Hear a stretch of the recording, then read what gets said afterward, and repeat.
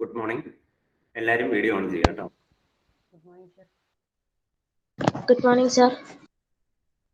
Good morning, sir.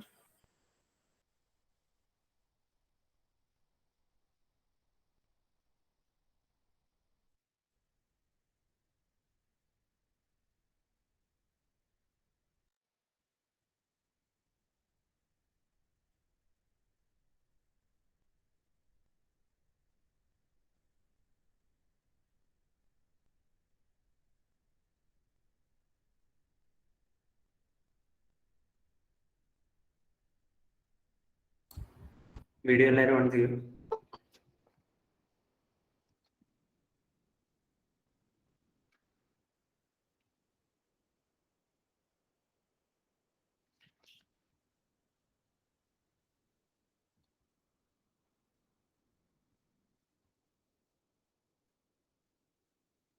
Mehbooba, Nasrin, Misab എല്ലാവരും video on ചെയ്യാം. ഓഫീസിൽ വിളിച്ച് പറഞ്ഞിട്ടുണ്ട്.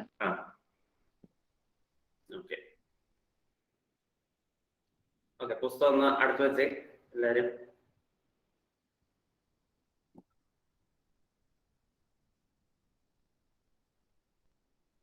ഷെറിൻ, സാർ, എന്താണ് ഇലക്ട്രിക്കൽ ഡിസിൻറ്റഗ്രേഷൻ മെത്തേഡ്? നോക്കിയില്ല സാർ. ഓക്കെ,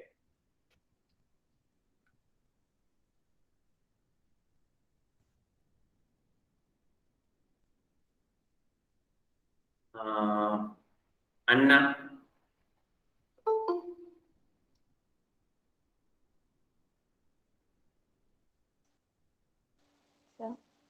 എന്താണ് ഇലക്ട്രിക്കൽ ഡിസിൻറ്റഗ്രേഷൻ മെത്തേഡ്?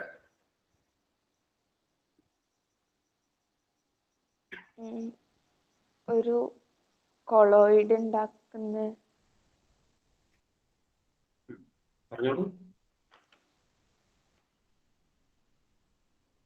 ഒരു കൊളോയിഡ് ഉണ്ടാക്കുന്നത് കഴിഞ്ഞു. മെത്തേഡ്. ആ മെത്തേഡ് എന്നാന്ന് ഞാൻ ചോദിച്ചത്. ഇലക്ട്രിക്കൽ ഡിസിൻറ്റഗ്രേഷൻ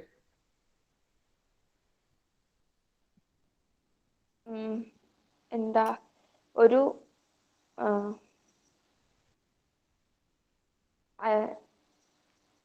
ഒരു ഗോൾഡ് ഫോയില്. സാർ, എനിക്കറിയില്ല. ഓക്കെ,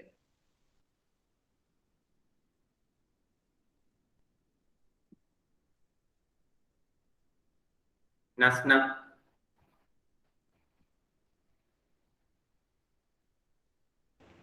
രണ്ട് കോയിൽസ് ഇറക്കി വെച്ചിട്ട് കറണ്ട് കൊടുക്കുമ്പോൾ അത് ആവിയായിട്ട് പൊങ്ങിയിട്ട് അതിൻ്റെ അടിയിലുള്ള ഐസ് ക്യൂബ്സ് കാരണം പിന്നെയും ചാടുന്നത് കിട്ടുന്നത്. വീണ്ടും ഡിഎമ്മിലേക്ക് വന്ന് വീഴുന്നത്, അങ്ങനെ നമുക്ക് കൊളോയിഡ്സ് കിട്ടുന്നത്. അതാണ് പ്രെഡിക്സ് ആർക്ക് മെത്തേഡ് അല്ലെ? ഈ പ്രെഡിക്സ് ആർക്ക് മെത്തേഡ് വഴി ഉണ്ടാക്കിയെടുക്കുന്ന കൊളോയിഡിന്റെ ഒരു പ്രത്യേകത ഉണ്ടല്ലോ. എന്ത് തരം കൊളോയിഡുകളൊക്കെ നമ്മൾ മെത്തേഡ് വഴി പ്രിപ്പയർ ചെയ്യുന്നത്? ഏതൊക്കെ മെറ്റൽസിന്റെ കൊളോയിഡാണ് നമ്മൾ ഈ ഇലക്ട്രിക്കൽ ഡിസിൻറ്റഗ്രേഷൻ വഴി പ്രിപ്പയർ ചെയ്യുന്നത്?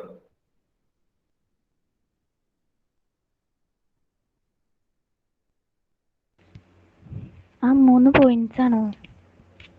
ഏതൊക്കെ മെറ്റലിന്റെ കൊളോയിഡ്സ് ആണ് പ്രിപ്പയർ ചെയ്യുന്നത്? ട്രൂ സൊല്യൂഷൻസും. ട്രൂ സൊല്യൂഷൻ എന്ന് പറഞ്ഞ ഒരു മെറ്റൽ ഉണ്ടോ? അങ്ങനെ ഒരു മെറ്റൽ ഉണ്ടോ? ഏതൊക്കെ മെറ്റലിന്റെ കൊളോയിഡുകൾ നമ്മൾ പ്രിപ്പയർ ചെയ്യാം? ഏതൊക്കെ മെറ്റലിന്റെ? ഐഷ സലീം സർ, ഏതൊക്കെ മെറ്റൽസിന്റെ കൊളോയിഡുകളാണ് പ്രെഡിക്സ് ആർക്ക് മെത്തേഡ് വഴി പ്രിപ്പയർ ചെയ്യുന്നത്? അത് ഒരു മിനിറ്റ് പറയാവേ.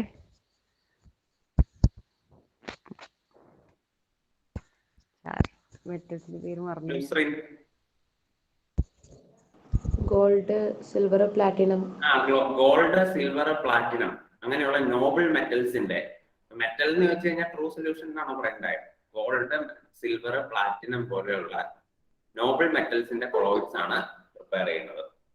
അതിനാണ് നമ്മൾ ഇലക്ട്രിക്കൽ ഡിസിൻറ്റഗ്രേഷൻ ഉപയോഗിക്കുന്നത്. ഓക്കെ, അപ്പൊ നമ്മൾ ഇത്രയും കാര്യങ്ങളാണ് ഇന്നലെ പറഞ്ഞത്. Next is the properties of colloids. കൊളോയിഡിന്റെ പ്രോപ്പർട്ടീസ് ആണ്. ഏതൊക്കെ പ്രോപ്പർട്ടീസ് ആണ് നമ്മൾ പഠിച്ചത്? Tyndall effect, colligative properties and colour, അല്ലെ? ഈ 3 പ്രോപ്പർട്ടീസ് ആണ് നമ്മൾ ഇന്നലെ പഠിച്ചത്. അതിൽ തന്നെ ടിൻഡൽ എഫക്റ്റില് ഞാൻ നിങ്ങൾക്ക് ഈ സൊല്യൂഷൻ മുകളിൽ നിന്ന് നോക്കുക, സൈഡിൽ നിന്ന് നോക്കുക എന്നൊക്കെ പറയുന്നത് നമ്മളുടെ കണ്ണുകൊണ്ട് നോക്കുന്ന കാര്യമല്ല കേട്ടോ, അത് മൈക്രോസ്കോപ്പിൽ കൂടി നോക്കുന്ന കാര്യമാണ്. അപ്പൊ ഇന്നലെ ഒരാൾ കൊടുത്തപ്പോഴാണ് ഞാനത് ശ്രദ്ധിച്ചത്. ഒരു മൈക്രോസ്കോപ്പിന്റെ പടം കൂടെ നിങ്ങളുടെ പുസ്തകത്തിൽ മേളിൽ പഠിച്ചേക്കണ കാണാം. അപ്പൊ നമ്മൾ മൈക്രോസ്കോപ്പിൽ കൂടെ നോക്കുമ്പോഴുള്ള കാര്യമാണ് ഞാൻ ഇന്നലെ പറഞ്ഞത് കേട്ടോ, നേരെ കണ്ണും കൊണ്ട് നോക്കുന്ന കാര്യമല്ല. ഞാൻ പറയാൻ വിട്ടുപോയതാ. അപ്പൊ ആ മൈക്രോസ്കോപ്പിനെ നമ്മൾ വിളിക്കുന്ന പേരാണ് അൾട്രാ മൈക്രോസ്കോപ്പ്. അപ്പൊ അത് കൂടെ ഒന്ന് പഠിച്ചു വെച്ചോളുക. ടിൻഡൽ എഫക്റ്റില് നമ്മൾ സൊല്യൂഷനെ മുകളിൽ നിന്നും സൈഡിൽ നിന്നൊക്കെ നോക്കുന്നത് എന്ത് വെച്ചിട്ടാണ്? അൾട്രാ മൈക്രോസ്കോപ്പ് എന്ന് പറഞ്ഞ സാധനം വെച്ചിട്ടാണ്. അത് ചിലപ്പോൾ ചോദിച്ചേക്കാം, അൾട്രാ മൈക്രോസ്കോപ്പ്. ഓക്കെ. പിന്നെ അടുത്തതാണ് ബ്രൗണിയൻ മൂവ്മെന്റ്. നെക്സ്റ്റ് പ്രോപ്പർട്ടി, 4ാമത്തെ പ്രോപ്പർട്ടി ആയിട്ട് നിങ്ങൾ എഴുതിക്കൊള്ളുക. 4th one is Brownian movement.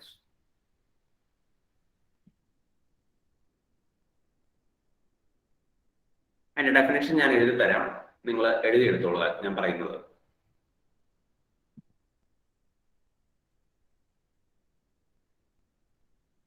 It is the Brownian movement എന്ന ഹെഡിങ് കൊടുക്കുക. It is the zigzag, ഇങ്ങനെ എഴുതുക, zigzag. It is the zigzag movement. It is the zigzag movement exhibited by. It is the zigzag movement exhibited by colloidal particles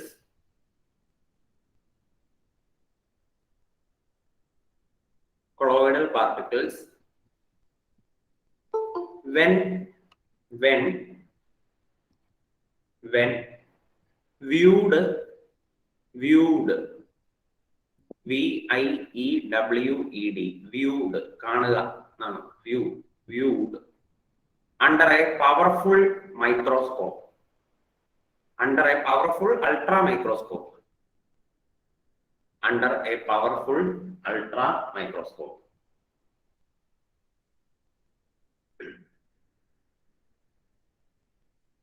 Full stop. എന്താ പറഞ്ഞേക്കുന്നതിന്റെ അർത്ഥം നിങ്ങൾ നോക്കുക. നമ്മളിപ്പോ it is the zigzag movement of colloidal exhibited by colloidal particles. It is the zigzag movement exhibited by colloidal particles when viewed under a powerful ultra microscope. When viewed under a powerful ultra microscope. അതായത് നിങ്ങൾ നോക്കുക, എന്റെ കയ്യിൽ ഇപ്പോൾ ഇതുപോലൊരു beaker ഉണ്ടെന്ന് വിചാരിക്കുക. ഈ ബീക്കറിൽ ഞാൻ എന്തെടുത്തിട്ടുണ്ട്? ഒരു കൊളോയിഡൽ സൊല്യൂഷൻ എടുത്തിട്ടുണ്ട്. So this is A colloid. അപ്പൊ ഇതിന്റെ അകത്ത് കൊളോയിഡൽ പാർട്ടിക്കിൾസ് ഉണ്ടാവുമല്ലോ, ഇതുപോലെ കൊളോയിഡൽ പാർട്ടിക്കിൾസ് ഉണ്ടാവും. ഞാൻ ഈ കൊളോയിഡൽ പാർട്ടിക്കിൾസിനെ എന്ത് ചെയ്യണം? ഒരു മൈക്രോസ്കോപ്പ് വെച്ച് വ്യൂ ചെയ്യണം. ഈ മൈക്രോസ്കോപ്പിന്റെ പേരാണ് എന്ത്? Ultra microscope. ഒരു അൾട്രാ മൈക്രോസ്കോപ്പ് വെച്ചിട്ട് ഞാൻ ഇതിനെ ഈ വെള്ളത്തിലേക്ക് നോക്കുമെന്ന് വിചാരിക്കുക. ഇങ്ങനെ ഒരു മൈക്രോസ്കോപ്പിൽ കൂടി ആ വെള്ളത്തിലേക്ക് നോക്കുമ്പോൾ ആ വെള്ളത്തിന്റെ ഉള്ളിൽ, കൊളോയിഡിന്റെ ഉള്ളിലുള്ള പാർട്ടിക്കിൾസ് എങ്ങനെ മൂവ് ചെയ്യും? ഇത് എങ്ങനെ അങ്ങോട്ടും ഇങ്ങോട്ടും ഒക്കെ ഇതുപോലെ സിക്സാഗ് ആയിട്ട്, ഒരു വലിയ അറേഞ്ച്മെന്റ് ഒന്നും ഇല്ലാണ്ട് അങ്ങോട്ടും ഇങ്ങോട്ടും സിക്സാഗ് ആയിട്ട് മൂവ് ചെയ്യുന്നു. ഇങ്ങനെ അങ്ങോട്ടും ഇങ്ങോട്ടും ഒക്കെ ഇങ്ങനെ ഇങ്ങനെയൊക്കെ മൂവ് ചെയ്യുന്നതിനെയാണ് നമ്മൾ ബ്രൗണിയൻ മൂവ്മെന്റ് എന്ന് വിളിക്കുന്നത്. ഇത് പ്രത്യേകിച്ച് ഒരു ഓർഡർ ഒന്നുമില്ല, അങ്ങോട്ടും ഇങ്ങോട്ടും ഒക്കെ ഇങ്ങനെ മൂവ് ചെയ്യുന്നതിനെയാണ് നമ്മൾ എന്തെന്ന് വിളിക്കുന്നത്? സിക്സാഗ് മൂവ്മെന്റ് എന്ന് വിളിക്കുന്നത്. ഈ മൂവ്മെന്റിനെയാണ് നമ്മൾ എന്തെന്ന് വിളിക്കുന്നത്? ബ്രൗണിയൻ മൂവ്മെന്റ് എന്ന് വിളിക്കുന്നത്. So what is Brownian movement? It is the zigzag movement of colloidal particles. Colloidal particles in the zigzag movement ആണ് എപ്പോ? when viewed under a powerful ultra microscope. നമ്മളൊരു അൾട്രാ മൈക്രോസ്കോപ്പിൽ കൂടി നോക്കുമ്പോൾ നമ്മൾ കാണുന്ന മൂവ്മെന്റ് ആണ് ഈ പറയുന്ന സിക്സാഗ് മൂവ്മെന്റ്. അതിനെയാണ് ബ്രൗണിയൻ മൂവ്മെന്റ്. ഇനി എന്തുകൊണ്ടാണ് ഇതിനെ ബ്രൗണിയൻ മൂവ്മെന്റ് എന്ന് വിളിക്കാൻ കാരണം എന്ന് ചോദിച്ചാൽ, ഇത് റോബർട്ട് ബ്രൗൺ എന്ന് പറയുന്ന ഒരു സയന്റിസ്റ്റ് ആണ് ഇത് കണ്ടുപിടിച്ചത്. അപ്പൊ അതുകൊണ്ടാണ് അതിനെ നമ്മൾ ബ്രൗണിയൻ മൂവ്മെന്റ് എന്ന് വിളിക്കുന്നത്. അപ്പൊ ആ പോയിന്റ് കൂടെ നിങ്ങൾ എഴുതി വെച്ചോളുക. This movement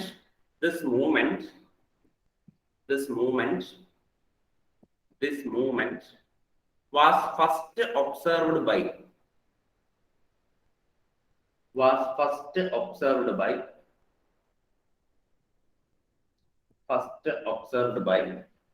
Robert brown. അങ്ങനെ എഴുതുക.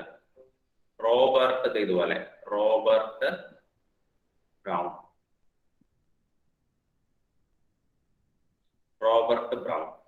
അപ്പൊ അതുകൊണ്ടാണ് അദ്ദേഹത്തിന്റെ പേരിൽ അറിയപ്പെടുന്ന ബ്രൗണിയൻ മൂവ്മെന്റ് എന്ന് അറിയപ്പെടുന്നത്. റോബർട്ട് ബ്രൗൺ ആണ് ഇത് ആദ്യമായിട്ട്. അടുത്ത പാരഗ്രാഫ് ആയിട്ട് ഒരു സെന്റൻസ് കൊണ്ട് എഴുതിക്കൊള്ളുക. Brownian movement is responsible four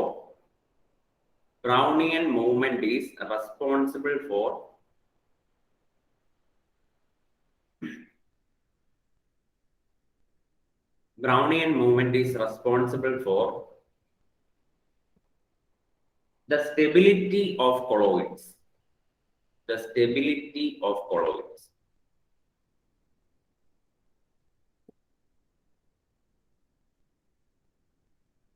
എന്തുകൊണ്ടാണ് അങ്ങനെ പറയാൻ കാരണം? ഒരു കൊളോയിഡൽ സൊല്യൂഷൻ സ്റ്റേബിൾ ആവാൻ കാരണം ബ്രൗണിയൻ മൂവ്മെന്റ് ആണെന്ന്. എന്താ അങ്ങനെ? ബ്രൗണിയൻ മൂവ്മെന്റ് ഉള്ളതുകൊണ്ട് എങ്ങനെയാ സ്റ്റേബിൾ ആവുന്നത്? ഒരു കൊളോയിഡൽ സൊല്യൂഷൻ സ്റ്റേബിൾ ആയി നിൽക്കുന്നത് ബ്രൗണിയൻ മൂവ്മെന്റ് ഉള്ളത് കൊണ്ടാണെന്ന്. എന്തുകൊണ്ടാണ് അങ്ങനെ പറയാൻ കാരണം? അതാണ് ചോദ്യം. എന്തുകൊണ്ടായിരിക്കും അങ്ങനെ പറയാൻ കാരണം? നെസ്രിൻ.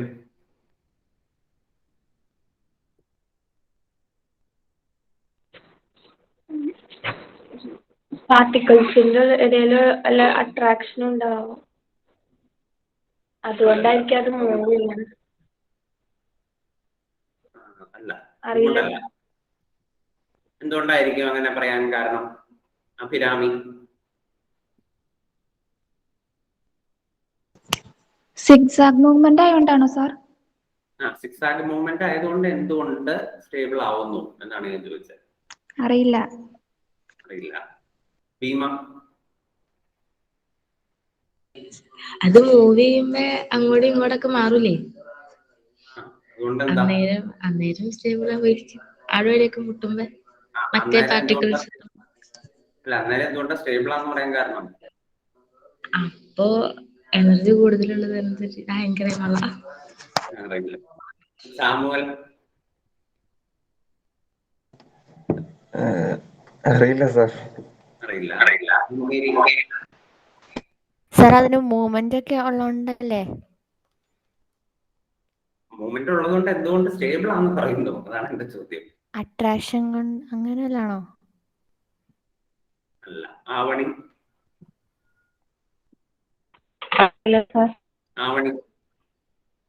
അറിയില്ല. സ്വാലിഹ. ഈ സിഗ്സാഗ് മൂവ്മെന്റിലെ ഈ പാർട്ടിക്കിൾസ് കൊളൈഡ് ചെയ്യുമ്പോൾ അവിടെ എനർജി അല്ല. അഭിമോള്. ഒരു മൂവ് ചെയ്യുമ്പോ എനർജി യൂട്ടിലൈസ് ചെയ്യപ്പെടില്ല. അപ്പൊ എനർജി കുറഞ്ഞിരിക്കുന്ന പോലെ സ്റ്റേബിൾ ആവണേ അറിയില്ല. അതായത് നിങ്ങൾ എങ്ങനെ ആലോചിച്ചാൽ മതി, ഇപ്പൊ ഒരു കൊളോയിഡൽ സൊല്യൂഷനിലുള്ള പാർട്ടിക്കിൾസ്, ആ പാർട്ടിക്കിൾസ് ആ സൊല്യൂഷനിൽ തന്നെ നിൽക്കണം, ഒരിക്കലും അടിഞ്ഞു കൂടാൻ പാടില്ല. അടിഞ്ഞു കൂടി കഴിയുമ്പോഴാണ് നമ്മൾ അതിനെ സസ്പെൻഷൻ എന്ന് വിളിക്കുന്നത്. ഏതു നേരവും മൂവ് ചെയ്തുകൊണ്ടിരിക്കുന്ന പാർട്ടിക്കിൾ എങ്ങനെയാണ് അടിഞ്ഞു കൂടുന്നത്? നിങ്ങൾ അങ്ങനെ ആലോചിച്ചാൽ മതി. ഇപ്പൊ ഏത് നേരവും മൂവ് ചെയ്തുകൊണ്ടിരിക്കുന്ന പാർട്ടിക്കിൾ ബീക്കറിന്റെ താഴെ വന്ന് അടിഞ്ഞു കൂടുക എന്ന് പറഞ്ഞാൽ ഒരു റെസ്റ്റ് എടുക്കുന്ന മാതിരിയാണ്. അപ്പൊ ഈ ബ്രൗണിയൻ മൂവ്മെന്റ് എക്സിബിറ്റ് ചെയ്യുന്ന കൊളോയിഡൽ പാർട്ടിക്കിൾസ് ഏത് നേരം ഇങ്ങനെ അങ്ങോട്ടും ഇങ്ങോട്ടും മൂവ് ചെയ്തുകൊണ്ടിരിക്കുക. അങ്ങനെ മൂവ് ചെയ്തുകൊണ്ടിരിക്കുന്ന ഒരു വസ്തുവിന് ഒരിക്കലും എന്ത് ചെയ്യാൻ പറ്റില്ല? സെറ്റിൽ ചെയ്യാൻ പറ്റില്ല. ബീക്കറിന്റെ താഴത്തേക്ക് വന്നത് സെറ്റിൽ ചെയ്യില്ല. അങ്ങനെ ബീക്കറിന്റെ താഴെ വന്ന് സെറ്റിൽ ചെയ്താൽ മാത്രമേ അതിന്റെ സ്റ്റെബിലിറ്റി നഷ്ടപ്പെടുകയുള്ളൂ, അതായത് അത് സസ്പെൻഷൻ ആയിട്ട് മാറുകയുള്ളൂ. അപ്പോൾ ബ്രൗണിയൻ മൂവ്മെന്റ് കാരണമാണ് സ്റ്റെബിലിറ്റി എന്ന് നമുക്ക് പറയാം. അപ്പൊ എഴുതിക്കോ, അതിന്റെ റീസണിങ് എഴുതിക്കോ. Because Brownian movement has a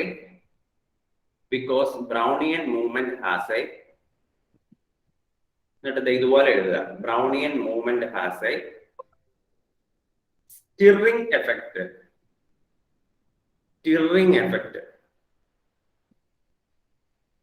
stirring effect എന്ന് പറഞ്ഞതിന്റെ അർത്ഥം എന്താ? ഇങ്ങനെ ഏത് നേരം എന്തെങ്കിലും ഇട്ട് കലക്കുന്നതിനാണ് സ്റ്റിർ ചെയ്യാന്ന് പറഞ്ഞിട്ടുണ്ടെങ്കിൽ. അപ്പൊ ഈ പാർട്ടിക്കിൾസ് ഇങ്ങനെ അങ്ങോട്ടും ഇങ്ങോട്ടും മൂവ് ചെയ്യാന്ന് പറഞ്ഞിട്ടുണ്ടെങ്കിൽ വെള്ളം ഇങ്ങനെ കിടന്ന് കലങ്ങുന്ന ഒരു എഫക്ട് തന്നെയാണെന്നാണ് ഉദ്ദേശിക്കുന്നത്. അപ്പോ Brownian movement has A stirring effect which does not permit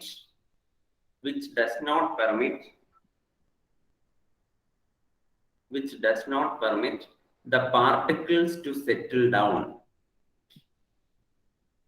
Which does not permit the particles to settle down. Which does not permit the particles to settle down. അതായത് ബ്രൗണിയൻ മൂവ്മെന്റ് ഉള്ളതുകൊണ്ട് തന്നെ പാർട്ടിക്കിൾസിന് ഒരിക്കലും settle down ചെയ്യാൻ സാധിക്കില്ല, അതായത് സെറ്റിൽ ചെയ്യാനായിട്ട് സാധിക്കില്ല എന്നാണ് പറയുന്നത്. അതുകൊണ്ട് തന്നെ നമുക്കത് സ്റ്റേബിൾ ആണെന്ന് പറയാം, സസ്പെൻഷൻ ആയിട്ട് മാറുന്നില്ല. ഓക്കെ, ഇത്രയാണ് ബ്രൗണിയൻ മൂവ്മെന്റിനെ പറ്റി നിങ്ങൾക്ക് പഠിക്കാനുള്ളത്. എന്തെങ്കിലും സംശയം ഉണ്ടോ? Any doubts? Brownian movements. അപ്പൊ എന്താണ് ബ്രൗണിയൻ മൂവ്മെന്റ്? നമ്മളൊരു കൊളോയിഡിനെ അൾട്രാ മൈക്രോസ്കോപ്പ് വെച്ച് നോക്കി കഴിയുമ്പോൾ കൊളോയിഡൽ പാർട്ടിക്കിൾ എക്സിബിറ്റ് ചെയ്യുന്ന സിക്സാഗ് മോഷനെയാണ് നമ്മൾ എന്തെന്ന് വിളിക്കുന്നത്? ബ്രൗണിയൻ മൂവ്മെന്റ് എന്ന് വിളിക്കുന്നത്. ഈ സിക്സാഗ് മോഷൻ ആദ്യമായിട്ട് കണ്ടുപിടിച്ചത് ആരാണ്? റോബർട്ട് ബ്രൗൺ ആണ്. ഈ സിക്സാഗ് മോഷൻ ഉള്ളത് കൊണ്ട് തന്നെ പാർട്ടിക്കിൾസ് ഒരിക്കലും സെറ്റിൽ ചെയ്യുന്നില്ല. അതുകൊണ്ട് തന്നെ നമുക്ക് കൊളോയിഡ് സ്റ്റേബിൾ ആണെന്ന് പറയാം. കൊളോയിഡിന്റെ സ്റ്റെബിലിറ്റിക്ക് കാരണമാകുന്നത് ഏറ്റവും വലിയ കാരണം എന്ന് പറഞ്ഞാൽ ബ്രൗണിയൻ മൂവ്മെന്റ് ആണ്. ശരി, അങ്ങനെയാണെങ്കിൽ അഞ്ചാമത്തെ പ്രോപ്പർട്ടിയിലേക്ക് പോവാം. Fifth one is charge on colloid. Charge on colloidal particles. Charge on colloidal particles.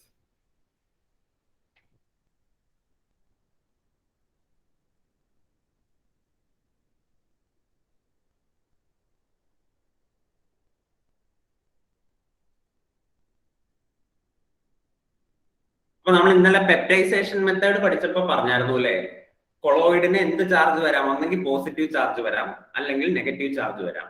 അങ്ങനെ രണ്ട് തരം ചാർജും എവിടെ പോസിബിൾ ആണ്? ഈ പറയുന്ന കൊളോയിഡ്സിൽ പോസിബിൾ ആണ്. അപ്പൊ നിങ്ങൾ നോക്കുക, അപ്പൊ ഞാനൊരു ബീക്കർ എടുക്കുവാണ്. ആ ബീക്കറിൽ ഞാനൊരു കൊളോയിഡൽ സൊല്യൂഷൻ എടുത്തു എന്ന് വിചാരിക്കാം. ഈ കൊളോയിഡൽ സൊല്യൂഷനിലുള്ള ഒരു പാർട്ടിക്കിളിന്റെ ചാർജ് നെഗറ്റീവ് ആണെങ്കിൽ അതിൻ്റെ അകത്തുള്ള എല്ലാ പാർട്ടിക്കിളിന്റെയും ചാർജ് എന്തായിരിക്കും? നെഗറ്റീവ് ആയിരിക്കും. അതാണ് നിങ്ങൾ മനസ്സിലാക്കി വെക്കേണ്ടത്. അല്ലാണ്ട് കുറെ പാർട്ടിക്കിൾ നെഗറ്റീവ്, കുറെ പാർട്ടിക്കിൾ പോസിറ്റീവ് അങ്ങനെ വരില്ല. ഒരു കൊളോയിഡൽ സൊല്യൂഷന് നെഗറ്റീവ് ചാർജ് എന്ന് പറഞ്ഞാൽ അതിന്റെ അർത്ഥം അതിൻ്റെ അകത്തുള്ള എല്ലാ പാർട്ടിക്കിളിനും നെഗറ്റീവ് ചാർജ് ആണെന്നാണ്. ഒരു കൊളോയിഡിലുള്ള പാർട്ടിക്കിൾസിന് പോസിറ്റീവ് ചാർജ് ആണെന്ന് പറഞ്ഞാൽ അതിന്റെ അർത്ഥം ആ കൊളോയിഡിലുള്ള എല്ലാ പാർട്ടിക്കിൾസിനും പോസിറ്റീവ് ചാർജ് ആണെന്നാണ്. ഇനി എങ്ങനെയാണ് ഈ ചാർജ് വരുന്നത്? അതാണ് നമ്മൾ ഈ പറയുന്ന ഘട്ടത്തിൽ പഠിക്കാനുള്ളത്. എങ്ങനെയാണ് ഒരു കൊളോയിഡിന് ചാർജ് ഉണ്ടാവുന്നത് എങ്ങനെയാണെന്നാണ് ഞാൻ പറയാൻ പോകുന്നത്. അപ്പൊ നമ്മൾ അത് ഞാൻ പറഞ്ഞു തരാം, അതിന്റെ കൂടെ തന്നെ വിശദീകരിക്കാം. അപ്പൊ നിങ്ങൾ എഴുതിക്കോ, colloidal particles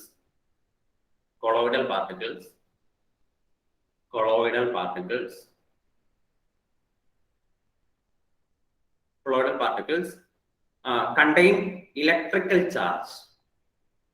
Colloidal particles contain electrical charge. Colloidal particle contains electrical charge. It is due to three reasons. It is due to three reasons. ഈ ചാർജ് ഉണ്ടാവാൻ കാരണം മൂന്ന് കാരണങ്ങളുണ്ട്. മൂന്ന് കാരണങ്ങൾ കൊണ്ടാണ് ഒരു കൊളോയിഡിലെ ചാർജ് ഉണ്ടാവുന്നത്.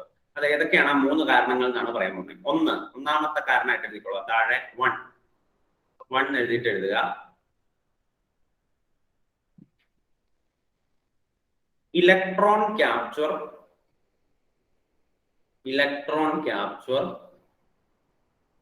by the colloids.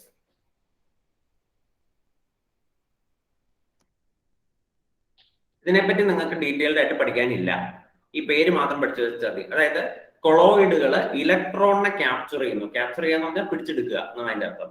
അപ്പൊ ഇലക്ട്രോണിനെ പിടിച്ചെടുക്കുന്നത് വഴി കൊളോയിഡിന് അപ്പൊ എന്ത് ചാർജ് ആയിരിക്കും കിട്ടുന്നത്? മുദ്ദസ്സറെ, ഇലക്ട്രോണിനെ പിടിച്ചെടുത്താൽ കൊളോയിഡിന് എന്ത് ചാർജ് കിട്ടും? Negative charge. എന്തുകൊണ്ട്? അക്സെപ്റ്റ് ചെയ്യുമ്പോൾ നെഗറ്റീവ് ചാർജ് അല്ലാണ്. ഇലക്ട്രോണിന് നെഗറ്റീവ് ചാർജ് ആണല്ലോ. അപ്പൊ ഇലക്ട്രോണിനെ പിടിച്ചെടുക്കുമ്പോഴും എന്ത് ചാർജേ കിട്ടുള്ളൂ? നെഗറ്റീവ് ചാർജേ കിട്ടുള്ളൂ. അപ്പൊ ഇലക്ട്രോണിനെ പിടിച്ചെടുക്കുന്നത് വഴി കൊളോയിഡിന് ഒരു നെഗറ്റീവ് ചാർജ് കിട്ടാനുള്ള സാധ്യതയുണ്ട്. അപ്പൊ ഇങ്ങനെ ചാർജ് ഉണ്ടാവാം. അത് ഒന്നാമത്തെ സാധ്യത. ഇനി രണ്ടാമത്തെ സെക്കൻഡ് വൺ ആയിട്ട് ഇതുപോലെ എഴുതുക. പ്രിഫറൻഷ്യൽ അഡ്സോർപ്ഷൻ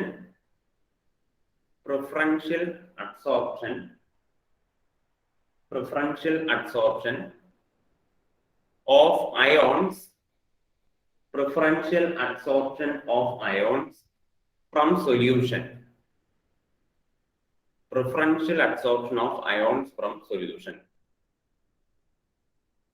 അതായത് ഈ കൊളോയിഡൽ പാർട്ടിക്കിൾസ് എന്ത് ചെയ്യും? സൊല്യൂഷനിൽ നിന്ന് ഏതെങ്കിലും ഒരു അയോണിനെ വലിച്ചെടുക്കും.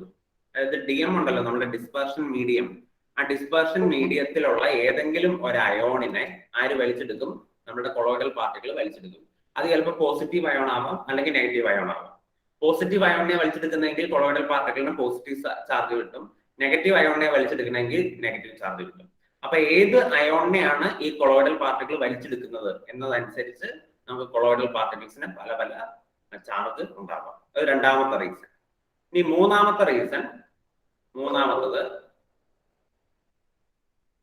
formation of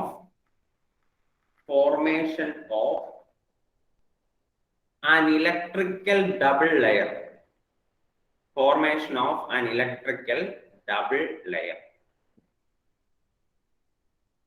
ഒരു ഇലക്ട്രിക്കൽ ഡബിൾ ലെയർ ഫോം ചെയ്യുന്നു. ഇതൊക്കെ എങ്ങനെയാണെന്ന് ഞാൻ ഇച്ചിരി നേരം കഴിയുമ്പോൾ പറയാം.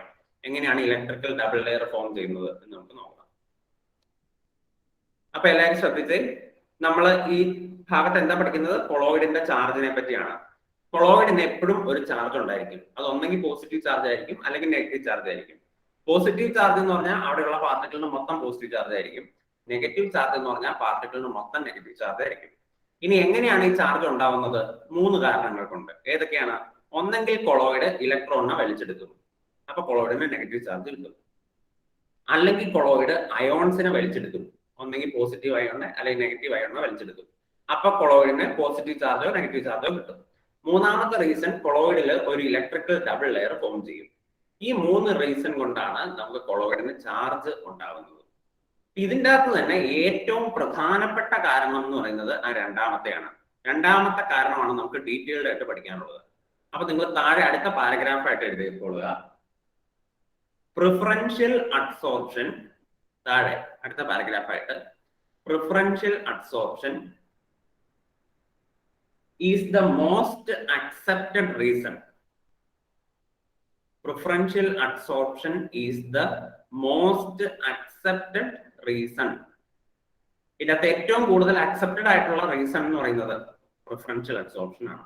അതായത് അതുവഴിയാണ് കൊളോയിഡിന് ഏറ്റവും കൂടുതൽ ചാർജ് കിട്ടുന്നത്, പ്രിഫറൻഷ്യൽ അബ്സോർപ്ഷൻ വഴിയാണ്.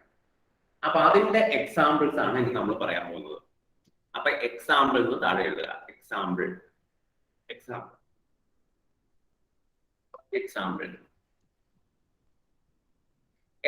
ഞാൻ എഴുതി തന്നോളാം. ഇപ്പൊ ഞാൻ പറയണത് ശ്രദ്ധിച്ച് കേട്ടിരിക്കുക. ഞാൻ എഴുതി തരാം, ഞാൻ പറഞ്ഞു തരാം, നേരെ എഴുതിയാൽ മതി. ഇപ്പൊ ഞാൻ പറയണത് നിങ്ങൾ ശ്രദ്ധിച്ച് കേട്ടിരിക്കുക. പ്രിഫറൻഷ്യൽ അബ്സോർപ്ഷൻ എങ്ങനെയാണ് നടക്കണമെന്ന് ഞാനൊരു എക്സാമ്പിൾ വഴി പറഞ്ഞു തരാം. എൻ്റെ കയ്യിൽ ഒരു ചെറിയ ടെസ്റ്റ് ട്യൂബ് ഉണ്ടെന്ന് വിചാരിക്കാം. ഇതുപോലെ ഒരു ചെറിയ ടെസ്റ്റ് ട്യൂബ് ഉണ്ട്.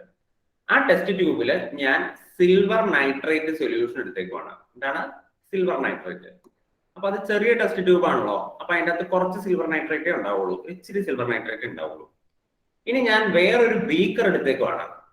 ആ ബീക്കറിൽ ഞാൻ കുറെ അധികം potassium iodide, excess potassium iodide എടുത്തേക്കുവാണ്. KI potassium iodide എടുത്തേക്കുവാണ്.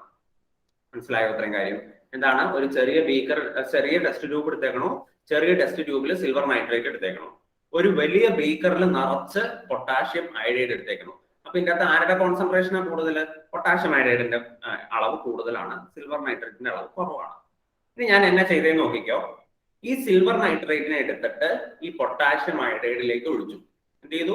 ഈ ടെസ്റ്റ് ട്യൂബിലുള്ള സിൽവർ നൈട്രേറ്റിനെ എടുത്തിട്ട് പൊട്ടാഷ്യം അയഡൈഡ് അടങ്ങുന്ന ആ ബീക്കറിലേക്ക് ഒഴിച്ചു. അപ്പൊ എന്ത് സംഭവിക്കും? സിൽവർ നൈട്രേറ്റും പൊട്ടാഷ്യം അയഡൈഡും കൂടെ റിയാക്ട് ചെയ്യും അല്ലെ? അപ്പൊ നമുക്ക് ആ റിയാക്ഷൻ എഴുതി നോക്കാം എങ്ങനെയാണെന്ന്. സിൽവർ നൈട്രേറ്റും പൊട്ടാഷ്യം അയഡൈഡും കൂടെ റിയാക്ട് ചെയ്യും. അപ്പൊ നമുക്ക് എന്ത് കിട്ടും? ഞാൻ ഇവിടെയാണ് ആരോ മാർക്ക് ഇടുന്നത്. ഈ സിൽവർ നൈട്രേറ്റിലെ സിൽവറും പൊട്ടാഷ്യം അയഡൈഡിലെ അയഡിനും കൂടെ റിയാക്ട് ചെയ്തിട്ട് AgI എന്ന് പറയുന്ന ഒരു precipitate ഫോം ചെയ്യും. A precipitate is formed. Plus പിന്നെ ഈ കെയും NO3 കൂടെ റിയാക്ട് ചെയ്തിട്ട് KNO3 എന്നൊരു സാധനം കൂടെ ഉണ്ടാവും. ഈ രണ്ട് സാധനമാണ് ഉണ്ടാവുന്നത്. അതായത് നിങ്ങൾ അവിടെ പഠിക്കേണ്ടത് ഏത് precipitate ഉണ്ടായി എന്നുള്ളതാണ് പ്രധാനം. ഏത് precipitate ഉണ്ടായത്? സിൽവർ അയഡൈഡിന്റെ precipitate ഉണ്ടായി. ശരി, അപ്പൊ ഞാൻ ആ ബീക്കർ ഒന്നോടെ വരയ്ക്കുക കേട്ടോ. ഇതാണ് നമ്മുടെ ബീക്കർ. ഇനിയിപ്പോ ടെസ്റ്റ് ട്യൂബ് ഇല്ലല്ലോ, കാരണം ടെസ്റ്റ് ട്യൂബിലെ സൊല്യൂഷൻ മൊത്തം നമ്മൾ ഇതിനകത്തേക്ക് ഒഴിച്ചു കഴിഞ്ഞു. ഇപ്പൊ ബീക്കറിൽ നമ്മൾ പൊട്ടാഷ്യം അയഡൈഡ് എടുത്തിട്ടുണ്ടായിരുന്നു. അതിൻ്റെ അകത്തേക്കാണ് നമ്മൾ സിൽവർ നൈട്രേറ്റ് ആഡ് ചെയ്തത്. അപ്പൊ നമുക്ക് എന്ത് കിട്ടി? ഇതുപോലെ precipitate കിട്ടി. ഇതുപോലത്തെ precipitate-കൾ കിട്ടി. ഈ precipitate-ന്റെ പേരെന്താണ്? AgI. AgI എന്ന് പറയുന്ന precipitate കിട്ടി. AgI. പക്ഷെ നിങ്ങൾ നോക്കുക, ഈ സൊല്യൂഷനിൽ, ഈ ബീക്കറിലുള്ള സൊല്യൂഷനിൽ പൊട്ടാഷ്യം അയഡൈഡ് ഇനിയും ബാക്കി കാണും. കാരണം എന്താ? പൊട്ടാഷ്യം അയഡൈഡ് നമ്മൾ ഇഷ്ടം പോലെ എടുത്തിട്ടുണ്ടായിരുന്നല്ലോ. അതിൻ്റെ അകത്തേക്കല്ലേ നമ്മൾ സിൽവർ നൈട്രേറ്റ് ഒഴിച്ചത്. അപ്പൊ സിൽവർ നൈട്രേറ്റ് കുറെയൊക്കെ പൊട്ടാഷ്യം അയഡൈഡുമായിട്ട് റിയാക്ട് ചെയ്ത് കാണും. ഫോർ എക്സാമ്പിൾ 5 ml സിൽവർ നൈട്രേറ്റും 50 ml പൊട്ടാഷ്യം അയഡൈഡും ആണെന്ന് വിചാരിച്ചോ. 5 ml സിൽവർ നൈട്രേറ്റിന് റിയാക്ട് ചെയ്യാൻ ചിലപ്പോൾ കൂടി വന്ന ഒരു 5 ml 10 ml ഒക്കെ പൊട്ടാഷ്യം അയഡൈഡേ വേണ്ടി വരുള്ളൂ. ബാക്കി 10-40 ml പൊട്ടാഷ്യം അയഡൈഡ് ഒക്കെ ആ ബീക്കറിൽ ചുമ്മാ കിടക്കുമായിരിക്കും. അത് സിൽവർ നൈട്രേറ്റുമായിട്ട് റിയാക്ട് ചെയ്തിട്ടുണ്ടാവില്ല. അപ്പൊ പൊട്ടാഷ്യം അയഡൈഡ് ഇഷ്ടം പോലെ ബാക്കി കിടക്കുന്നുണ്ടാവും അതിൻ്റെ അകത്ത്. ആ പൊട്ടാഷ്യം അയഡൈഡില് ഏതാണ് കോമൺ അയോൺ എന്ന് നോക്കിക്കുക നിങ്ങൾ. precipitate-ല് Ag ഉണ്ട്, I ഉണ്ട്. പൊട്ടാഷ്യം അയഡൈഡില് K ഉണ്ട്, I ഉണ്ട്. അപ്പൊ ഇതിന്റെ അകത്ത് നിന്ന് ഏത് അയോണിനെ ആയിരിക്കും ആ precipitate വലിച്ചെടുക്കാൻ സാധ്യത? നമുക്ക് പറയാമോ? Which ion is adsorbed? Fatima ഇസ്മായിലിന് പറയാമോ ഏത് അയോണിനെയാണ് വലിച്ചെടുക്കാൻ സാധ്യത എന്ന്? Ag+ അയോൺസിനെയാണോ? Ag+ അയോൺസ് എവിടെയാണുള്ളത്? Ag+ അയോൺസ് സൊല്യൂഷനിൽ ഇല്ലല്ലോ. AgI. AgI എന്ന് പറയുന്ന precipitate. ആ precipitate സൊല്യൂഷനിൽ നിന്ന് ഏത് അയോണിനെ വലിച്ചെടുക്കാനാണ് സാധ്യത? സൊല്യൂഷനിൽ ഏതൊക്കെ അയോൺ ഉണ്ട് ഫാത്തിമ? K+, I-. ആ, K+I-. പിന്നെ അതിൻ്റെ അകത്തുനിന്ന് എങ്ങനെ Ag+നെ വലിച്ചെടുക്കുന്നത്? ഉള്ള അയോണിനെ അല്ലേ വലിച്ചെടുക്കാൻ പറ്റുള്ളൂ. അപ്പൊ ഞാൻ ചോദിച്ചത് K+നെയാണോ വലിച്ചെടുക്കാൻ സാധ്യത, I-നെയാണോ വലിച്ചെടുക്കാൻ സാധ്യത? AgI. K+. എന്തുകൊണ്ട്? ഇന്നലെ പെപ്റ്റൈസേഷൻ പഠിപ്പിച്ചപ്പോ ഞാൻ പറഞ്ഞതാണല്ലോ precipitate ഏത് അയോണിനെ വലിച്ചെടുക്കുന്നത് എന്ന്.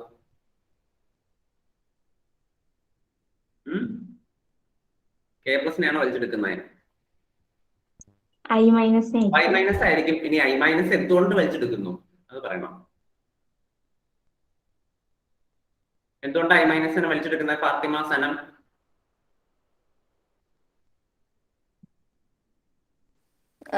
AgIയിലും AgIയിലുള്ളത് I- ആണ്. അതുകൊണ്ട് കോമൺ അയോണിനെയാണ് വലിച്ചെടുക്കുള്ളൂ. അതായത് AgI എന്ന് പറയുന്ന precipitate-ൽ I- ഉണ്ടല്ലോ, KI എന്ന് പറയുന്നതിലും I- ഉണ്ട്. അതുകൊണ്ട് കോമൺ ആയിട്ടുള്ള അയോണിനെയാണ് precipitate എപ്പോഴും വലിച്ചെടുക്കുള്ളൂ. അപ്പൊ എന്ത് ചെയ്യും? ഈ സൊല്യൂഷനിൽ നിന്നുള്ള I- അയോണിനെ മൊത്തം എന്ത് ചെയ്യും? ഈ പറഞ്ഞ AgI precipitate വലിച്ചെടുക്കും. അപ്പൊ ഈ AgIയുടെ ചുറ്റും എന്ത് വരും? ഈ I- അയോൺസ് ഇങ്ങനെ വന്ന് നിൽക്കും. ഇങ്ങനെ വന്ന് I- അയോൺസ് നിൽക്കും. അപ്പൊ നമുക്ക് ഈ കൊളോയിഡിനെ എന്ത് കൊളോയിഡ് എന്ന് വിളിക്കാം? നെഗറ്റീവ്ലി ചാർജ്ഡ് കൊളോയിഡ് എന്ന് വിളിക്കാം. കാരണം എന്താ? precipitate-ന് മൊത്തം നെഗറ്റീവ് ചാർജ് ആണ്. കാരണം precipitate-ന്റെ ചുറ്റും മൊത്തം I- വന്നിട്ട് I- പറഞ്ഞാൽ നെഗറ്റീവ് ചാർജ് ആണല്ലോ. അപ്പൊ നെഗറ്റീവ്ലി ചാർജ് കൊളോയിഡ് ഉണ്ടായി എന്ന് നമുക്ക് പറയാനായിട്ട് സാധിക്കും. ഇത്രയേ ഉള്ളൂ. ഇങ്ങനെയാണ് ഒരു നെഗറ്റീവ് ചാർജ് ഡെവലപ്പ് ചെയ്യുന്നത്. ഇതാണ് പ്രിഫറൻഷ്യൽ അഡ്സോർപ്ഷൻ എന്ന് പറയുന്നത്. ഞാൻ ഒന്നോടെ പറയാം, ശ്രദ്ധിച്ച് കേട്ടോളുക. നമ്മുടെ കയ്യിൽ ഒരു ചെറിയ ടെസ്റ്റ് ട്യൂബ് ഉണ്ടായിരുന്നു. അതിനകത്ത് സിൽവർ നൈട്രേറ്റ് ഉണ്ടായിരുന്നു. വലിയൊരു ബീക്കറിൽ നിറച്ച് KI ഉണ്ടായിരുന്നു. ഈ സിൽവർ നൈട്രേറ്റ് എടുത്ത് ഞാൻ KIയിലേക്ക് ഒഴിച്ചു കഴിഞ്ഞപ്പോൾ ഒരു precipitate ഉണ്ടായി. ഏതാണ് precipitate? AgI എന്ന് പറയുന്ന precipitate. പക്ഷെ നിങ്ങൾ ആലോചിക്കണം, ഈ സിൽവർ നൈട്രേറ്റ് വളരെ കുറച്ചല്ലേ ഉണ്ടാകുന്നുള്ളൂ. അത് ആ ബീക്കറിലുള്ള മൊത്തം KIയുമായിട്ട് റിയാക്ട് ചെയ്യൊന്നുമില്ല. ബീക്കറിലുള്ള കുറച്ച് KIയുമായിട്ട് റിയാക്ട് ചെയ്തിട്ടാണ് AgI എന്ന് പറയുന്ന precipitate ഉണ്ടായത്. ബാക്കി KI സൊല്യൂഷൻ മൊത്തം ആ ബീക്കറിൽ കിടക്കുന്നുണ്ട്. അപ്പൊ ബീക്കറിൽ ഇപ്പോഴും കുറെ KI റിയാക്ട് ചെയ്യാണ്ട് കിടക്കുന്നുണ്ട്. അപ്പൊ ഇതിൻ്റെ അകത്ത് ഉണ്ടായ precipitate എന്ത് ചെയ്യും? ആ റിയാക്ട് ചെയ്യാതെ കിടക്കുന്ന KIയിൽ നിന്ന് I- അയോൺസിനെ മൊത്തം വലിച്ചെടുക്കും. എന്നിട്ട് ഈ precipitate-ന്റെ ചുറ്റും വന്ന I- അയോൺസ് ഇങ്ങനെ നിൽക്കും. അപ്പോഴാണ് നമുക്ക് എന്ത് കിട്ടുന്നത്? നെഗറ്റീവ്ലി ചാർജ് കൊളോയിഡ് കിട്ടുന്നത്. അത്രേ ഉള്ളൂ. എന്തെങ്കിലും സംശയം ഉണ്ടോ ആർക്കെങ്കിലും? അങ്ങനെയാണെങ്കിൽ എല്ലാവരും എഴുതിക്ക്. എക്സാമ്പിൾ എന്ന് എഴുതിയിട്ട് എഴുതിക്കൊള്ളുക. When silver nitrate solution is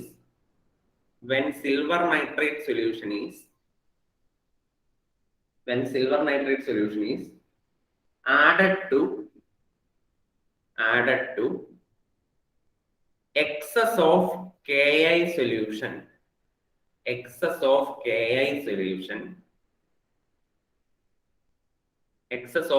solution, comma, AgI will be precipitated. Silver iodide, AgI will be precipitated.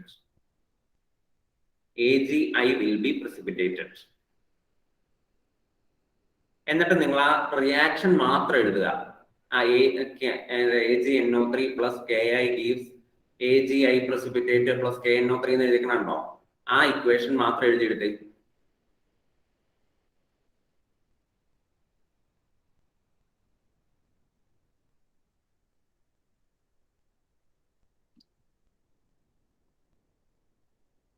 ഇത് ഈ equation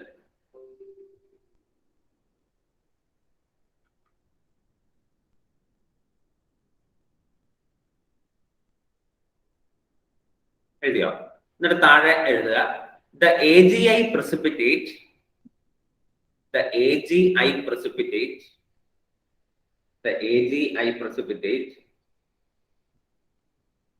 adsorbs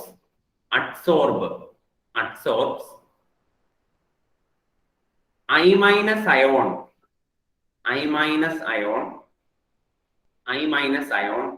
from the solution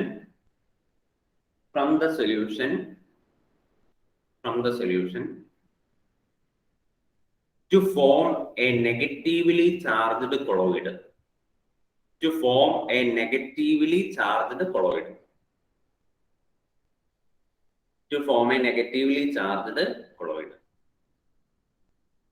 ഇനി ആ നെഗറ്റീവ്ലി ചാർജ്ഡ് കൊളോയിഡിനെ റെപ്രസെന്റ് ചെയ്യണത് എങ്ങനെയാണെന്ന് ഞാൻ കാണിച്ചു തരാം. താഴെ നിങ്ങൾ ആ നെഗറ്റീവ്ലി ചാർജ്ഡ് കൊളോയിഡ് എങ്ങനെ എഴുതുക? AgI എന്ന് പറയുന്ന പ്രസിപ്പിറ്റേറ്റ് ഉണ്ടായിരുന്നു, അത് I മൈനസിനെ അബ്സോർബ് ചെയ്തു. അപ്പൊ നമുക്ക് ഇങ്ങനെ എഴുതാം. ഇനി അത് നമ്മൾ ഓർന്നിട്ടിട്ട് ഫിഗർ ആയിട്ടാണ് റെപ്രസെന്റ് ചെയ്യുന്നതെങ്കിൽ AgI എന്ന് പറയുന്ന പ്രസിപ്പിറ്റേറ്റ് ഉണ്ടായിരുന്നു, അതിന്റെ ചുറ്റും I മൈനസ് അയോൺസ് ഇതുപോലെ റെപ്രസെന്റ് ചെയ്യും. ഈ രണ്ട് രീതിയിൽ നിങ്ങൾ അതിനെ റെപ്രസെന്റ് ചെയ്ത് വെച്ചേക്കുക. ഇതാണ് നെഗറ്റീവ്ലി ചാർജ്ഡ് കൊളോയിഡ്.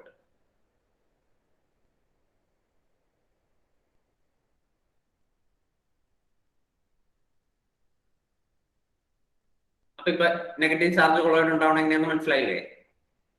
ഇനി നമുക്ക് പോസിറ്റീവ് ചാർജ് കൊളോയിഡ് ഉണ്ടാവണം എങ്ങനെയാന്ന് നോക്കാം.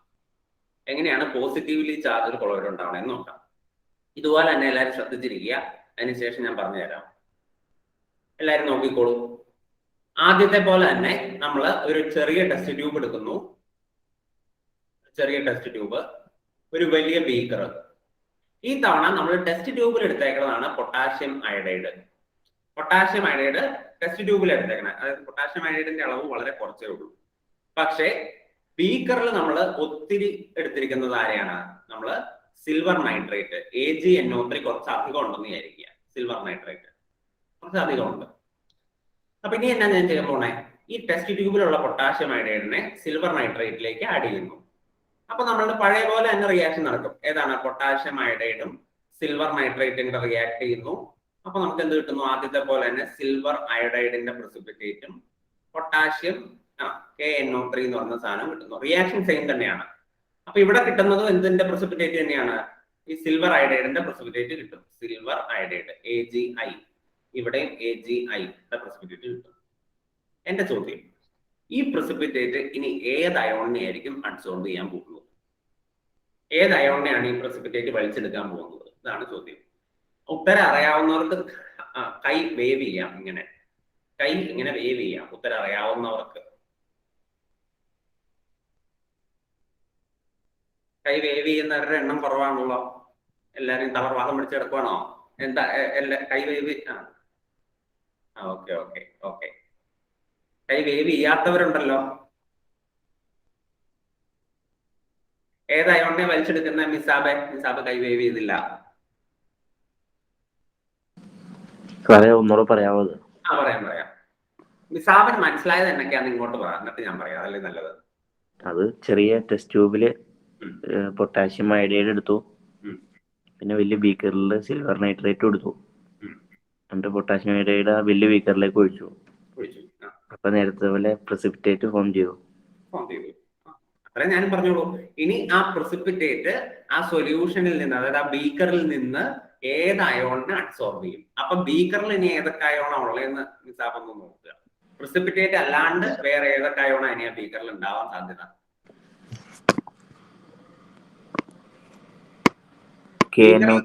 ബീക്കറിൽ നേരത്തെ എന്താ ഉണ്ടാകുന്നത്? നേരത്തെ AgNO3. AgNO3. അതിന്റെ അകത്തേക്കല്ലേ KI ആഡ് ചെയ്തേ. പക്ഷെ KI വളരെ കുറച്ചല്ലേ ഉള്ളൂ. അപ്പൊ ആ KI ആ ബീക്കറിലുള്ള എല്ലാ AgNO3 ആയിട്ടും റിയാക്ട് ചെയ്തിട്ടുണ്ടാവുമോ? ഇല്ലല്ലോ. കുറച്ച് AgNO3 ആയിട്ട് റിയാക്ട് ചെയ്ത്. അപ്പൊ ബാക്കി AgNO3 സൊല്യൂഷൻ മൊത്തം ആ ബീക്കറിൽ കിടക്കുന്നുണ്ടാവില്ലേ? അപ്പൊ ബീക്കറിൽ AgNO3 അല്ലേ ഇനി ഉള്ളത്. ആ AgNO3യിൽ നിന്ന് ഏത് അയോണിനെയാണ് ഈ പ്രസിപ്പിറ്റേറ്റ് വലിച്ചെടുക്കുന്നത്? Ag+ ആണോ NO3- ആണോ? NO3- അല്ല, Ag+. എന്തുകൊണ്ടാ? പോസിറ്റീവ് ആയിട്ടുള്ളതിനല്ലേ ഇനി നമ്മൾ നോക്കാനുള്ളത്. അതുകൊണ്ട് അല്ലേ, അല്ലാതെ വേറെ കാരണമൊന്നുമില്ല. പോസിറ്റീവ് ആയതുകൊണ്ടാണ് നോക്കാനുള്ളതെന്ന് സാറ് പറഞ്ഞതുകൊണ്ട് Ag+. അല്ലാണ്ട് കാരണമൊന്നുമില്ല. എന്തുണ്ട്? എന്നാ കാരണം? അറിയില്ല സാർ. കോമൺ അയോൺ എന്ന് പറയുന്നത് കേട്ടോർന്നോ സാബ്? Common ion. AgNO3യിലും Agi എന്ന് പറയുന്ന പ്രസിപ്പിറ്റേറ്റിലും കോമൺ ആയിട്ടുള്ള അയോൺ Ag അല്ലേ ഉള്ളൂ. NO3 എന്ന് പറയുന്ന സാധനം ഉണ്ടോ? പ്രസിപ്പിറ്റേറ്റ് നോക്കുക. പ്രസിപ്പിറ്റേറ്റിലെ Agi ആണ് പ്രസിപ്പിറ്റേറ്റ്. ബീക്കറിലുള്ള സാധനം AgNO3 ആണ്. ഇതിൽ രണ്ടിലും കോമൺ ആയിട്ട് ഏതാ ഉള്ളത്? Ag അല്ലേ ഉള്ളൂ. ഇവിടെ Ag. അതുകൊണ്ട് ഈ Ag+ അയോണിനെ ഈ പ്രസിപ്പിറ്റേറ്റ് വലിച്ചെടുക്കും. അപ്പൊ AgIയുടെ ചുറ്റും വന്നിട്ട് നമ്മുടെ Ag+ അയോൺസ് വന്നത് ഇത്രേ ഉള്ളൂ. അപ്പൊ നമുക്ക് പോസിറ്റീവ്ലി ചാർജ് കൊളോയിഡ് കിട്ടും. ഇങ്ങനെയാണ് നമുക്ക് പോസിറ്റീവ് ചാർജ് കൊളോയിഡ് കിട്ടുന്നത്. അത്രേ ഉള്ളൂ. വളരെ സിമ്പിൾ ആണ്. അപ്പൊ എഴുതിക്കോളൂ. താഴെ അടുത്ത എക്സാമ്പിൾ ആയിട്ട് example 2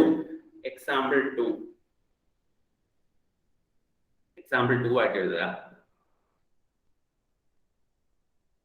When potassium iodide, Ki എന്ന് എഴുതിയാൽ മതി. When Ki is added to excess AgNO3. When Ki is added to excess AgNO3, comma,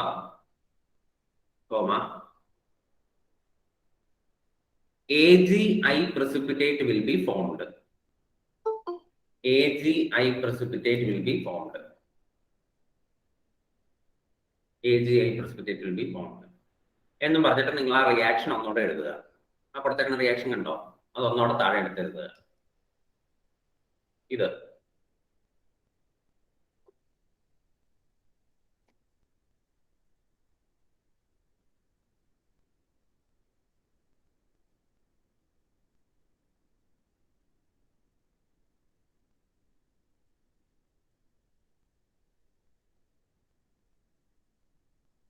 ഇനി താഴെ എഴുതുക. The AgI precipitate will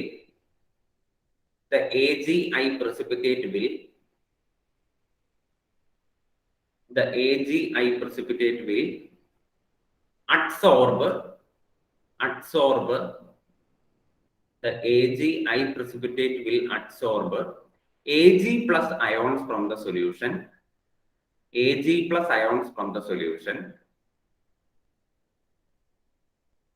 Ag+ ions from the solution. To form a positively charged colloid.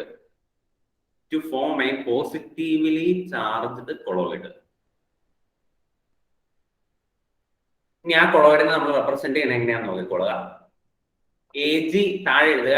AgI precipitate ഏതിനെയാണ് വലിച്ചെടുത്തത്? Ag+ അയോണിനെ. ഇതാണ് positively charged colloid. Or നമുക്ക് അതിന് figure ആയിട്ട് റെപ്രസെന്റ് ചെയ്യുകയാണെങ്കിൽ AgI എന്ന് പറയുന്ന പ്രസിപ്പിറ്റേറ്റിന് ചുറ്റും നിങ്ങൾ Ag+ അയോൺസിനെ കാണിക്കുക.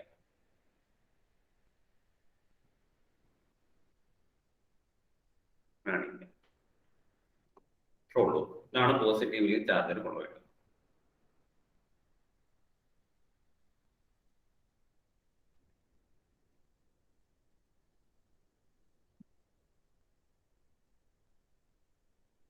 ഇനി 2 എക്സാമ്പിളും കൂടെ ഉണ്ട്. അത് പക്ഷേ ഇത്രയും ഡീറ്റെയിൽഡ് ആയിട്ടൊന്നും പഠിക്കണ്ട, ജസ്റ്റ് ബൈ ഹാർട്ട് ചെയ്ത് വെച്ചാൽ അതിന്റെ റിയാക്ഷൻസ് ഒക്കെ ഇച്ചിരി കോംപ്ലിക്കേറ്റഡ് ആണ്.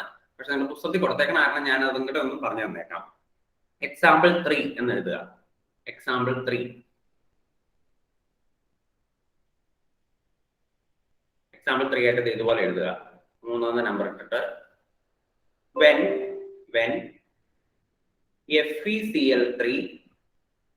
FeCl3 is added to excess hot water,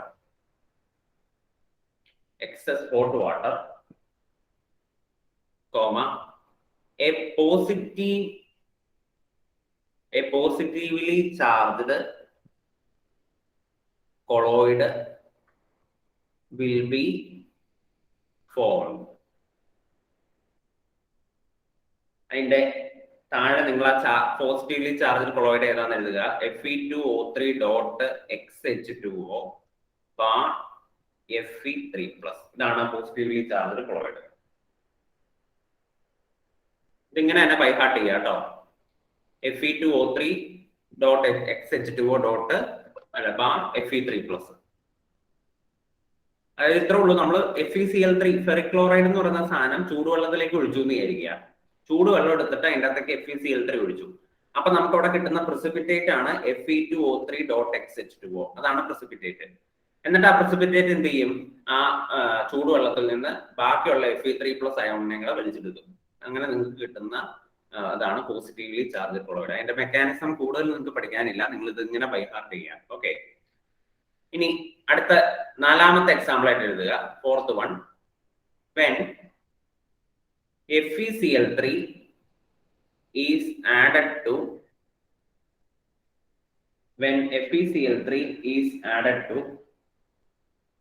NaOH,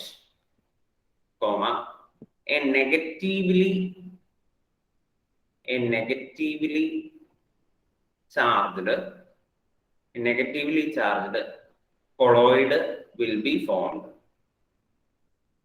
FeCl3 നമ്മൾ NaOH-ലേക്കാണ് ആഡ് ചെയ്യുന്നതെങ്കിൽ നമുക്കൊരു നെഗറ്റീവ് കൊളോയിഡ് ആയിരിക്കും കിട്ടുന്നത്. ആ നെഗറ്റീവ് കൊളോയിഡിന്റെ ഫോർമുല എഴുതി വെച്ചോളുക. Fe2O3.XH2O bar OH-. ഇതാണ് negative colloid. Fe2O3.XH2O bar OH-.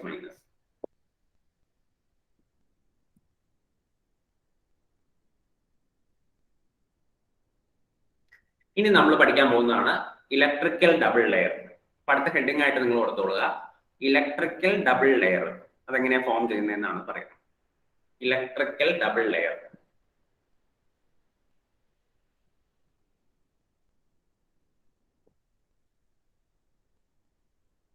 അതെന്താന്ന് ഞാൻ ആദ്യം പറഞ്ഞുതരാം, അത് കഴിഞ്ഞിട്ട് എഴുതി തരാം. എല്ലാവരും നോക്കിയിരുന്നു. നമ്മൾ വീണ്ടും ആദ്യത്തെ എക്സാമ്പിളിലേക്ക് പോവാണ് കേട്ടോ. ഫസ്റ്റ് എക്സാമ്പിൾ ഏതാ? Ka എടുത്ത് സിൽവർ നൈട്രേറ്റിലേക്ക് ആഡ് ചെയ്തില്ലേ, ആ എക്സാമ്പിൾ. വീണ്ടും ഞാനത് പറയാണ്, നോക്കിക്കൊള്ളുക. നമ്മുടെ കയ്യിൽ ഒരു ചെറിയ ടെസ്റ്റ് ട്യൂബ് ഉണ്ടായിരുന്നു. ആ ടെസ്റ്റ് ട്യൂബിൽ എന്താ ഉണ്ടായിരുന്നത്? സിൽവർ നൈട്രേറ്റ് ഉണ്ടായിരുന്നു. നമ്മുടെ കയ്യിൽ ഒരു വലിയ ബീക്കർ ഉണ്ടായിരുന്നു. ആ ബീക്കറിൽ എന്താ ഉണ്ടായിരുന്നത്? പൊട്ടാഷ്യം അയഡൈഡ് ഉണ്ടായിരുന്നു. Potassium iodide. നമ്മൾ ഈ സിൽവർ നൈട്രേറ്റ് എടുത്ത് പൊട്ടാഷ്യം അയഡൈഡിലേക്ക് ആഡ് ചെയ്തു. അപ്പൊ നമുക്ക് ഒരു പ്രസിപ്പിറ്റേറ്റ് കിട്ടി. ആ പ്രസിപ്പിറ്റേറ്റ് ആണ്, അത് ഒന്നല്ല ഇഷ്ടം പോലെ ഉണ്ട്, ഞാൻ പോരനെ വരയ്ക്കുന്നുള്ളൂ. ആ പ്രസിപ്പിറ്റേറ്റ് ആയിരുന്നു. ഏത് പ്രസിപ്പിറ്റേറ്റ്? AgI എന്ന് പറയുന്ന പ്രസിപ്പിറ്റേറ്റ് കിട്ടി. ആ AgI എന്ന് പറയുന്ന പ്രസിപ്പിറ്റേറ്റ് ഈ പൊട്ടാഷ്യം അയഡൈഡിൽ നിന്ന് I- മൊത്തം വലിച്ചെടുത്തിട്ട് നമുക്ക് എന്ത് കിട്ടി? ഇതുപോലത്തെ സാധനം കിട്ടി. നെഗറ്റീവ്ലി ചാർജ് കൊളോയിഡ് കിട്ടി. ഇതല്ലായിരുന്നോ നമ്മുടെ ആദ്യത്തെ റിയാക്ഷൻ? നമ്മുടെ AgI- പ്രസിപ്പിറ്റേറ്റ് കിട്ടി.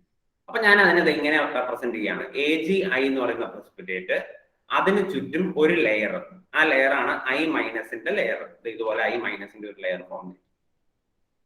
ഇനി നിങ്ങൾ നോക്കുക, ഈ പൊട്ടാഷ്യം അയഡൈഡിൽ നിന്നുള്ള I- ഈ പുള്ളി വലിച്ചെടുത്തേക്കുന്നത്.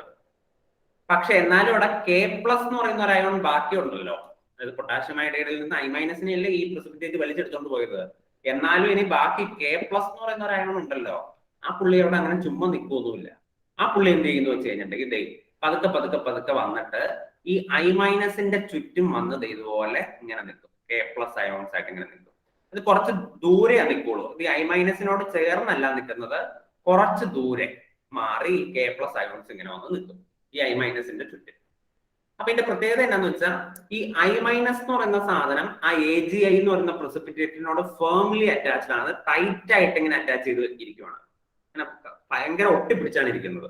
പക്ഷെ കെ പ്ലസ് എന്ന് പറയുന്ന അയോൺ കുറച്ച് ദൂരെ മാറിയാണ് ഒരു ലെയർ ആയിട്ട് നിൽക്കുന്നത്. അപ്പൊ നിങ്ങൾക്ക് ഇപ്പൊ പ്രസിപ്പിറ്റേറ്റിന് ചുറ്റും എത്ര ലെയർ കാണാൻ പറ്റുന്നുണ്ട്? നിങ്ങൾ ഒന്ന് ആക്ഷൻ കാണിക്കൂ. 5, 10, 4, 3 എത്ര ലെയർ കാണാൻ പറ്റുന്നുണ്ട്?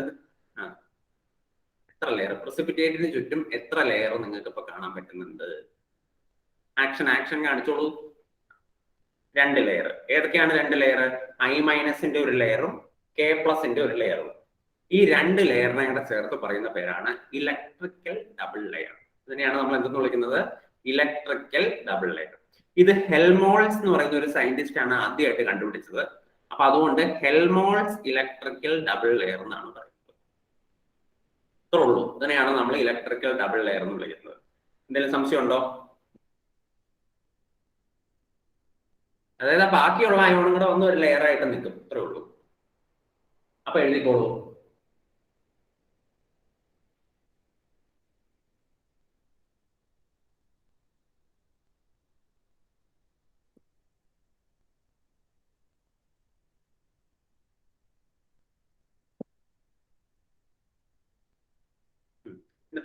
ഒരു പോയിന്റ് കൂടെ പറയാനുണ്ട്.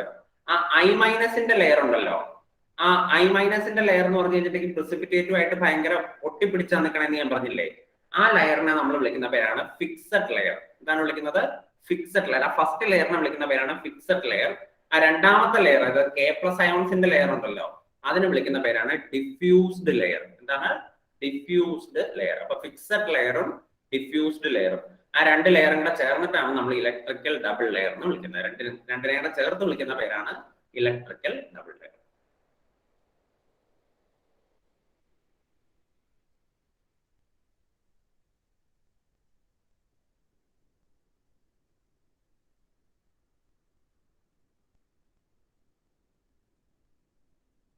എഴുതിക്കോ. The negatively charged colloid, the negatively charged colloid, എന്നിട്ട് നിങ്ങൾ ഇതുപോലെ എഴുതുക. കൊളോയിഡ് എന്ന് എഴുതിയിട്ട് ഒരു കോമ ഇട്ടിട്ട് the negatively charged colloid എന്ന് എഴുതിയിട്ട് ഒരു കോമ ഇടുക. എന്നിട്ട് ഇതുപോലെ എഴുതുക AgI bar I minus. The negatively charged colloid AgI bar I minus adsorbs sir yes ആദ്യം പറയാവോ? the negatively charged colloid,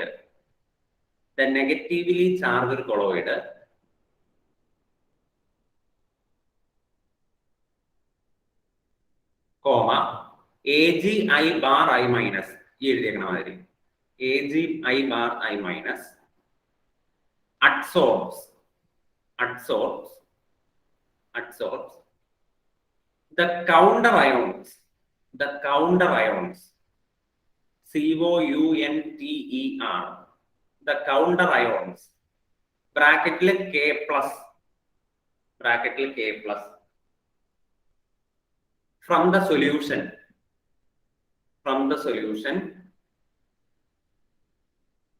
to form a second layer,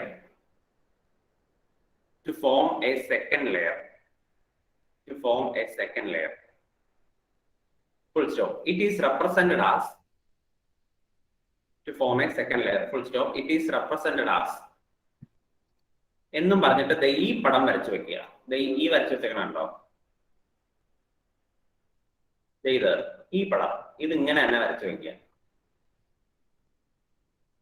I minus ഇങ്ങനെ പ്രസിപ്പിറ്റേറ്റിനോട് ചേർത്ത് വരയ്ക്കുക. കെ പ്ലസ് അയോൺസ് കുറച്ച് അകത്തി വരയ്ക്കുക, ഇങ്ങനെ വട്ടത്തില്.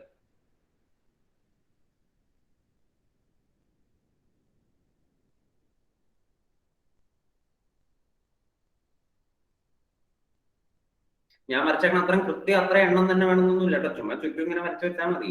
കുറച്ചധികം വരച്ചോ.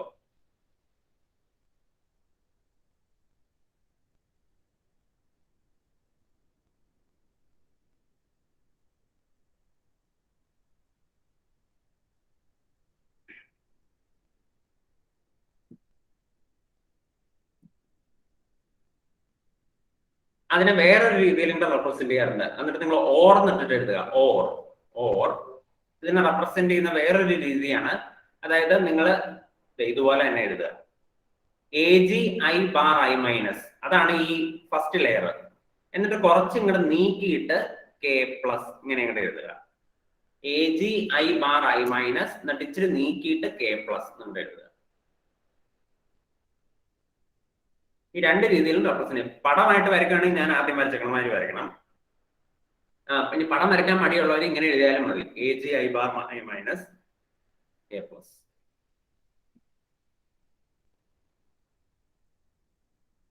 എന്നിട്ട് എഴുതിക്കൊള്ളുക. The first layer of ions. The first layer of ions. The first layer of ions. ബ്രാക്കറ്റിൽ I- എന്ന് എഴുതുക. The first layer of ions, ബ്രാക്കറ്റിൽ I-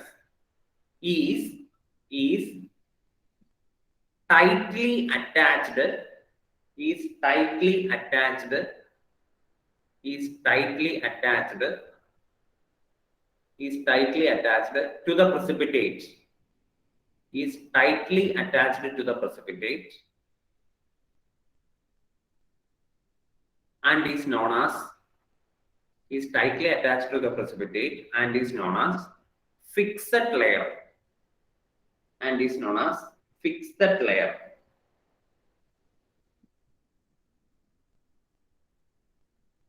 Full stop. The second layer is known as. The second layer എന്ന് എഴുതിയിട്ട് ബ്രാക്കറ്റിൽ വേണമെങ്കിൽ K+ എന്ന് എഴുതിക്കൊള്ളുക. The second layer ബ്രാക്കറ്റിൽ K+ is known as. The second layer is known as diffused layer. The second layer is known as diffused layer. Diffused layer. Full stop. The combination of these two layers. The combination of these two layers. The combination of these two layers is called. എന്നിട്ട് ഞാൻ എഴുതണ മാതിരി എഴുതുക. Is called ഇതുപോലെ Helmholtz electrical double layer. Is known as Helmholtz electrical double layer. അപ്പൊ ഇത്രയേ ഉള്ളൂ. ഇതാണ് electrical double layer. ഇനി ഒരു കാര്യം കൂടെ ഈ ചാർജ് എന്ന് പറയുന്ന സ്ഥാനത്ത് പഠിക്കാനുള്ളൂ. ദാറ്റ് ഈസ് അടുത്തൊരു സൈഡ് ഹെഡിങ് ആയിട്ട് നിങ്ങൾ എഴുതുക.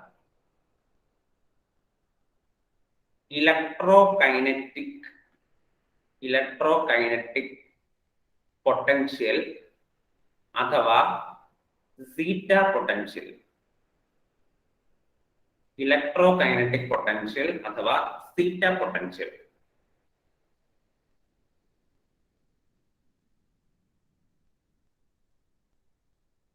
എന്താണ് സീറ്റ പൊട്ടൻഷ്യൽ എന്നാണ് പറയാൻ പോകുന്നത്. ശ്രദ്ധിച്ചു കേട്ടോളുക. ഇലക്ട്രോകൈനറ്റിക് പൊട്ടൻഷ്യൽ അഥവാ സീറ്റ പൊട്ടൻഷ്യൽ എഴുതിയോ എല്ലാവരും? നോക്കിക്കേ, നമ്മളിപ്പോ ദൈ എടുത്തിരിക്കുന്ന ഈ ലെയർ നോക്കുക. ഈ വട്ടം വരച്ച് വെച്ചേക്കണോ ഈ ലെയർ? ഈ രണ്ട് ലെയർ നോക്കുക. ഇതിന്റെ അകത്ത് ആദ്യത്തെ ലെയറിന്റെ ചാർജ് എന്താണ്? What is the charge of first layer? Salahuddin, എന്താണ് ആദ്യത്തെ ലെയറിന്റെ ചാർജ്? നെഗറ്റീവ്. രണ്ടാമത്തെ ലെയറിന്റെ ചാർജോ? രണ്ടാമത്തെ പോസിറ്റീവ്. അതായത് ആദ്യത്തെ ലെയർ നെഗറ്റീവ്, രണ്ടാമത്തെ layer positive.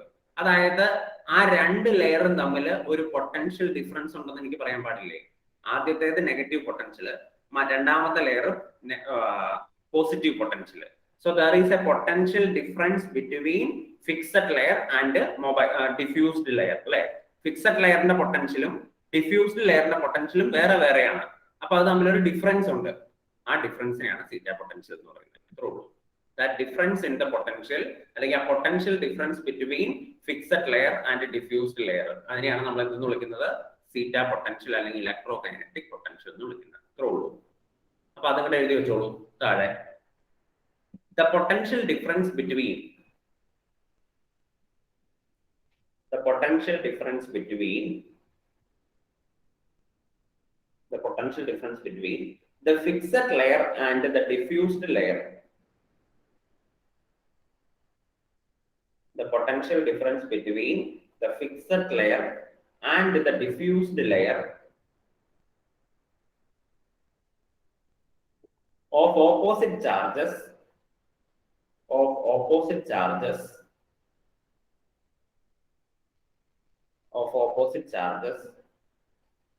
is called electrokinetic potential or zeta potential. Of opposite charges is called electrokinetic potential or zeta potential.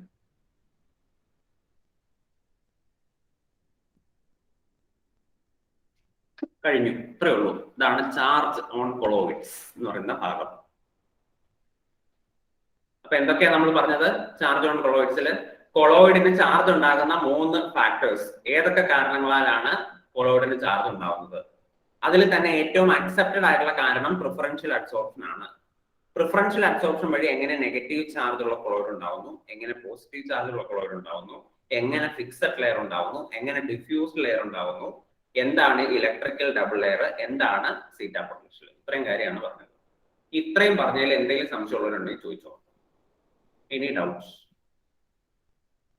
പുസ്തകത്തിൽ ഈ ഭാഗം ഞാൻ അടയാളപ്പെടുത്തി തരുന്നില്ല, കാരണം ബുക്കിലേക്ക് ആവശ്യത്തിൽ കൂടുതൽ എഴുതി തന്നിട്ടുണ്ട്. അപ്പൊ അതുകൊണ്ട് അത് മാത്രം പഠിച്ചാൽ മതി, ബുക്കിലുള്ളത് മാത്രം പഠിച്ചാൽ മതി കേട്ടോ, പുസ്തകത്തിൽ പഠിക്കണ്ട. ഇനി പുസ്തകത്തിൽ പഠിക്കേണ്ട ഒരു കാര്യമുണ്ട്, അത് ഞാൻ അടയാളപ്പെടുത്തി തരാം. എല്ലാവരും ആ പുസ്തകം ഒന്ന് എടുത്ത്, എന്നിട്ട് ആ ചാർജ് ഓൺ കൊളോയിഡൽ പാർട്ടിക്കിൾ, ആ ബ്രൗണിയൻ മൂവ്മെന്റിന്റെ തൊട്ട് താഴെ ചാർജ് ഓൺ കൊളോയിഡൽ പാർട്ടിക്കിൾസ് കണ്ടോ? അതിന്റെ അകത്തൊരു ടേബിൾ വെച്ചേക്കണുണ്ടോ അവര്? Positively charge sol, negatively charge sol എന്ന് പറഞ്ഞുകൊണ്ട്. അത് കാണാണ്ട് പഠിക്കണം. അതായത് പോസിറ്റീവ് കൊളോയിഡിന് കുറച്ച് എക്സാമ്പിളും നെഗറ്റീവ് കൊളോയിഡിന് കുറച്ച് എക്സാമ്പിളും അപ്പുറത്തേക്കണേ. അത് കാണാണ്ട് പഠിക്കണം. അത് ഞാൻ പ്രത്യേകിച്ച് വായിക്കണമെന്നില്ല, നിങ്ങൾക്ക് പഠിക്കാവുന്നിടത്തോളം കാണാണ്ട് പഠിക്കുക, അത്രേ ഉള്ളൂ. പോസിറ്റീവ്ലി ചാർജ് സോൾ, ഈ സോൾ എന്ന് പറഞ്ഞാലും കൊളോയിഡ് എന്ന് പറഞ്ഞാലും ഒന്ന് തന്നെയാണ് കേട്ടോ. ഇനി അത് മാറിപ്പോകുന്നും വേണ്ട, അർത്ഥം കൊളോയിഡ് തന്നെയാണ് സോള്. സോ പോസിറ്റീവ്ലി ചാർജ് കൊളോയിഡും നെഗറ്റീവ്ലി ചാർജ് കൊളോയിഡും. അപ്പൊ ഇനി എനിക്ക് അടുത്ത പ്രോപ്പർട്ടിയിലേക്ക് പോകാമോ? നെസ്രിൻ നുസ്രിൻ രണ്ടുപേരുടെയും വീഡിയോ ഓഫ് ആണ്, രണ്ടുപേരും വീഡിയോ ഓൺ ചെയ്യാൻ. റൂബിന്റെയും വീഡിയോ ഓഫ് ആണ്, ഇർഫാന്റെയും വീഡിയോ ഓഫ് ആണ്. അപ്പൊ ഇനി ഞാൻ വേറെ ഡിവൈസിന് കേറിക്കോട്ടെ? ഓ, ഏത് ഡിവൈസിൽ നിന്ന് വേണമെങ്കിലും കയറിക്കോ, അവിടെ ഉണ്ടായാൽ മതി. ശരി, അപ്പൊ ഇനി നമുക്ക് നെക്സ്റ്റ് പ്രോപ്പർട്ടി പഠിക്കാം. Next is electrophoresis. എല്ലാവരും ഹെഡിങ് എഴുതുക. ഇലക്ട്രോ, എത്രാമത്തെ പ്രോപ്പർട്ടി? 6ാമത്തെ അല്ലെ, 6th വൺ ആണ്. ഇലക്ട്രോഫോറസിസ്.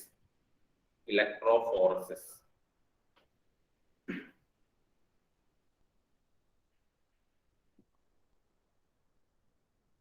ഇത് ഞാൻ ബുക്കിലേക്ക് എഴുതി തരാൻ ഉദ്ദേശിച്ചിട്ടില്ല.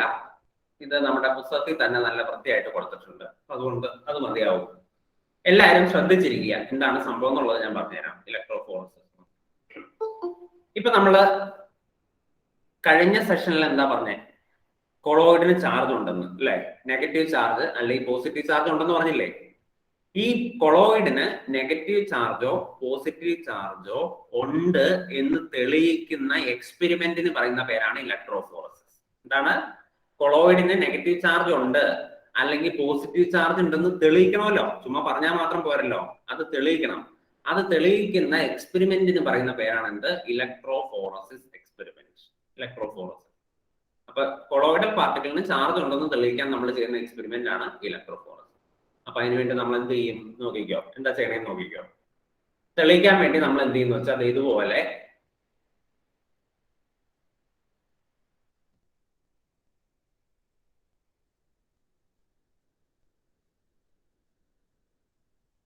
ഇതുപോലെ ഒരു യു ഷേപ്പ് ഉള്ള ഒരു ട്യൂബ് എടുക്കും. എന്താണ് യു ഷേപ്ഡ് ട്യൂബ്? ഒരു ഗ്ലാസ് കൊണ്ട് ഉണ്ടാക്കിയ ട്യൂബാണ്. യു ഷേപ്പ് ഉള്ള ഒരു ഗ്ലാസ് ട്യൂബ് എടുക്കും. എന്നിട്ട് ഈ ട്യൂബിന്റെ ഉള്ളിൽ ആരെ എടുക്കും? നമ്മളുടെ കൊളോയിഡൽ സൊല്യൂഷൻ എടുക്കും. ആരെയാണ് എടുക്കുന്നത്? നമ്മുടെ കൊളോയിഡൽ സൊല്യൂഷൻ. കാരണം കൊളോയിഡിന് ചാർജ് ഉണ്ടെന്നാണ് എനിക്ക് തെളിയിക്കേണ്ടത്. അപ്പൊ ഞാൻ എന്തെടുത്തു? ഇത്രയും ഭാഗത്ത് നമ്മൾ കൊളോയിഡൽ സൊല്യൂഷൻ എടുത്തു. കൊളോയിഡ്. എന്നിട്ട് ഞാൻ എന്ത് ചെയ്തു?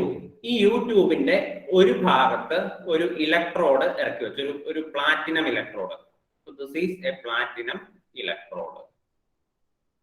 കൊളോയിഡിന്റെ അപ്പുറത്തെ ഭാഗത്തും ഞാൻ അതുപോലെ തന്നെ ഒരു പ്ലാറ്റിനം ഇലക്ട്രോഡ് ഇറക്കി വെച്ചു. സോ ഇതും ഒരു പ്ലാറ്റിനം ഇലക്ട്രോഡാണ്. ഇത്രയും കാര്യം മനസ്സിലായോ എല്ലാവർക്കും? ഇനി എന്ത് ചെയ്തു? ഈ പ്ലാറ്റിനം ഇലക്ട്രോഡ് ഒരു പോസിറ്റീവ് ടെർമിനലിലേക്കും ഈ പ്ലാറ്റിനം ഇലക്ട്രോഡ് ഒരു നെഗറ്റീവ് ടെർമിനലിലേക്കും കണക്ട് ചെയ്തു.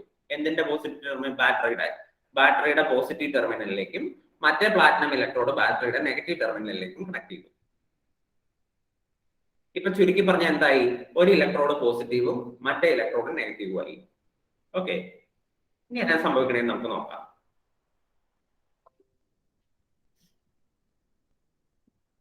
ഈ colloidal particle negatively charged colloidal particle ആണെന്ന് കരുതുക. അതായത് കൊളോയിഡിന് രണ്ട് ചാർജ് ഉണ്ടാവാമല്ലോ, ഒന്നെങ്കിൽ പോസിറ്റീവ് കൊളോയിഡ് ആയിരിക്കാം അല്ലെങ്കിൽ നെഗറ്റീവ് കൊളോയിഡ് ആയിരിക്കാം. അപ്പൊ ഇതൊരു നെഗറ്റീവ്ലി ചാർജ്ഡ് കൊളോയിഡ് ആണെങ്കിൽ അതിന്റെ അർത്ഥം എന്താണ്? അതിന്റെ അകത്തുള്ള ഡിസ്പേഴ്സ്ഡ് ഫേസ് ആണ് നെഗറ്റീവ്, ഡിസ്പേർഷൻ മീഡിയം പോസിറ്റീവ് ആയിരിക്കും. ഞാൻ പറഞ്ഞേക്കുന്നതിന്റെ അർത്ഥം, നിങ്ങളുടെ കൊളോയിഡ് നെഗറ്റീവ് എന്ന് പറഞ്ഞാൽ അതിന്റെ അർത്ഥം ഡി പി ആണ് നെഗറ്റീവ്, ഡി എം പോസിറ്റീവ് ആയിരിക്കും. അതായത് ഡി പിയുടെ ചാർജ് ആണ് കൊളോയിഡിന്റെയും ചാർജ് എന്ന് നമ്മൾ പറയുന്നത്. ഡി പി നെഗറ്റീവ് ആണെങ്കിൽ കൊളോയിഡ് നെഗറ്റീവ് എന്ന് നമ്മൾ പറയും. ഡി പി പോസിറ്റീവ് ആണെങ്കിൽ കൊളോയിഡും പോസിറ്റീവ് ആണെന്ന് പറയും.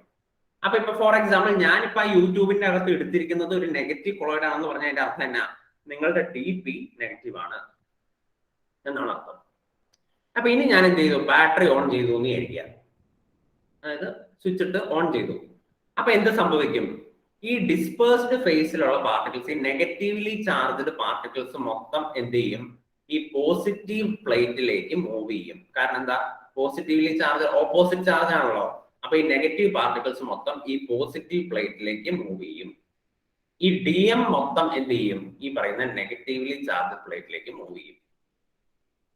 ഈ ഡി പി മൂവ് ചെയ്യുന്നതിനെയാണ് നമ്മൾ ഇലക്ട്രോഫോറസിസ് എന്ന് വിളിക്കുന്നത്. ഈ ഡിസ്പേഴ്സ്ഡ് ഫേസ് ഉണ്ടല്ലോ, ആ പാർട്ടിക്കിൾസ് മൂവ് ചെയ്യുന്നതിനെയാണ് നമ്മൾ എന്തെന്ന് വിളിക്കുന്നത്? ഇലക്ട്രോഫോറസിസ് എന്ന് പറയുന്നത്. ഇത്രേ ഉള്ളൂ, ആണ് ഇലക്ട്രോഫോറസിസ്. ഒന്നും ചെയ്യണ്ട, കൊളോയിഡ് എടുക്കുക, ഒരു യൂട്യൂബിൽ കൊളോയിഡ് എടുക്കുക, രണ്ട് ഇലക്ട്രോഡ് കണക്ട് ചെയ്തിട്ട് ഇലക്ട്രിസിറ്റി പാസ് ചെയ്യുക.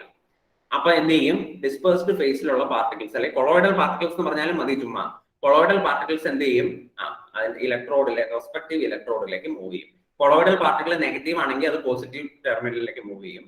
കൊളോയിഡൽ പാർട്ടിക്കിൾ പോസിറ്റീവ് ആണെങ്കിൽ അത് നെഗറ്റീവ് ടെർമിനലിലേക്ക്, നെഗറ്റീവ് ഇലക്ട്രോഡിലേക്ക് മൂവ് ചെയ്യും. ഇത്രേ ഉള്ളൂ. ഇതിനെയാണ് ഇലക്ട്രോഫോറസിസ് എന്ന് പറയുന്നത്. കഴിഞ്ഞു. എന്തെങ്കിലും സംശയം ഉണ്ടോ? ഇലക്ട്രോഫോറസിസ്.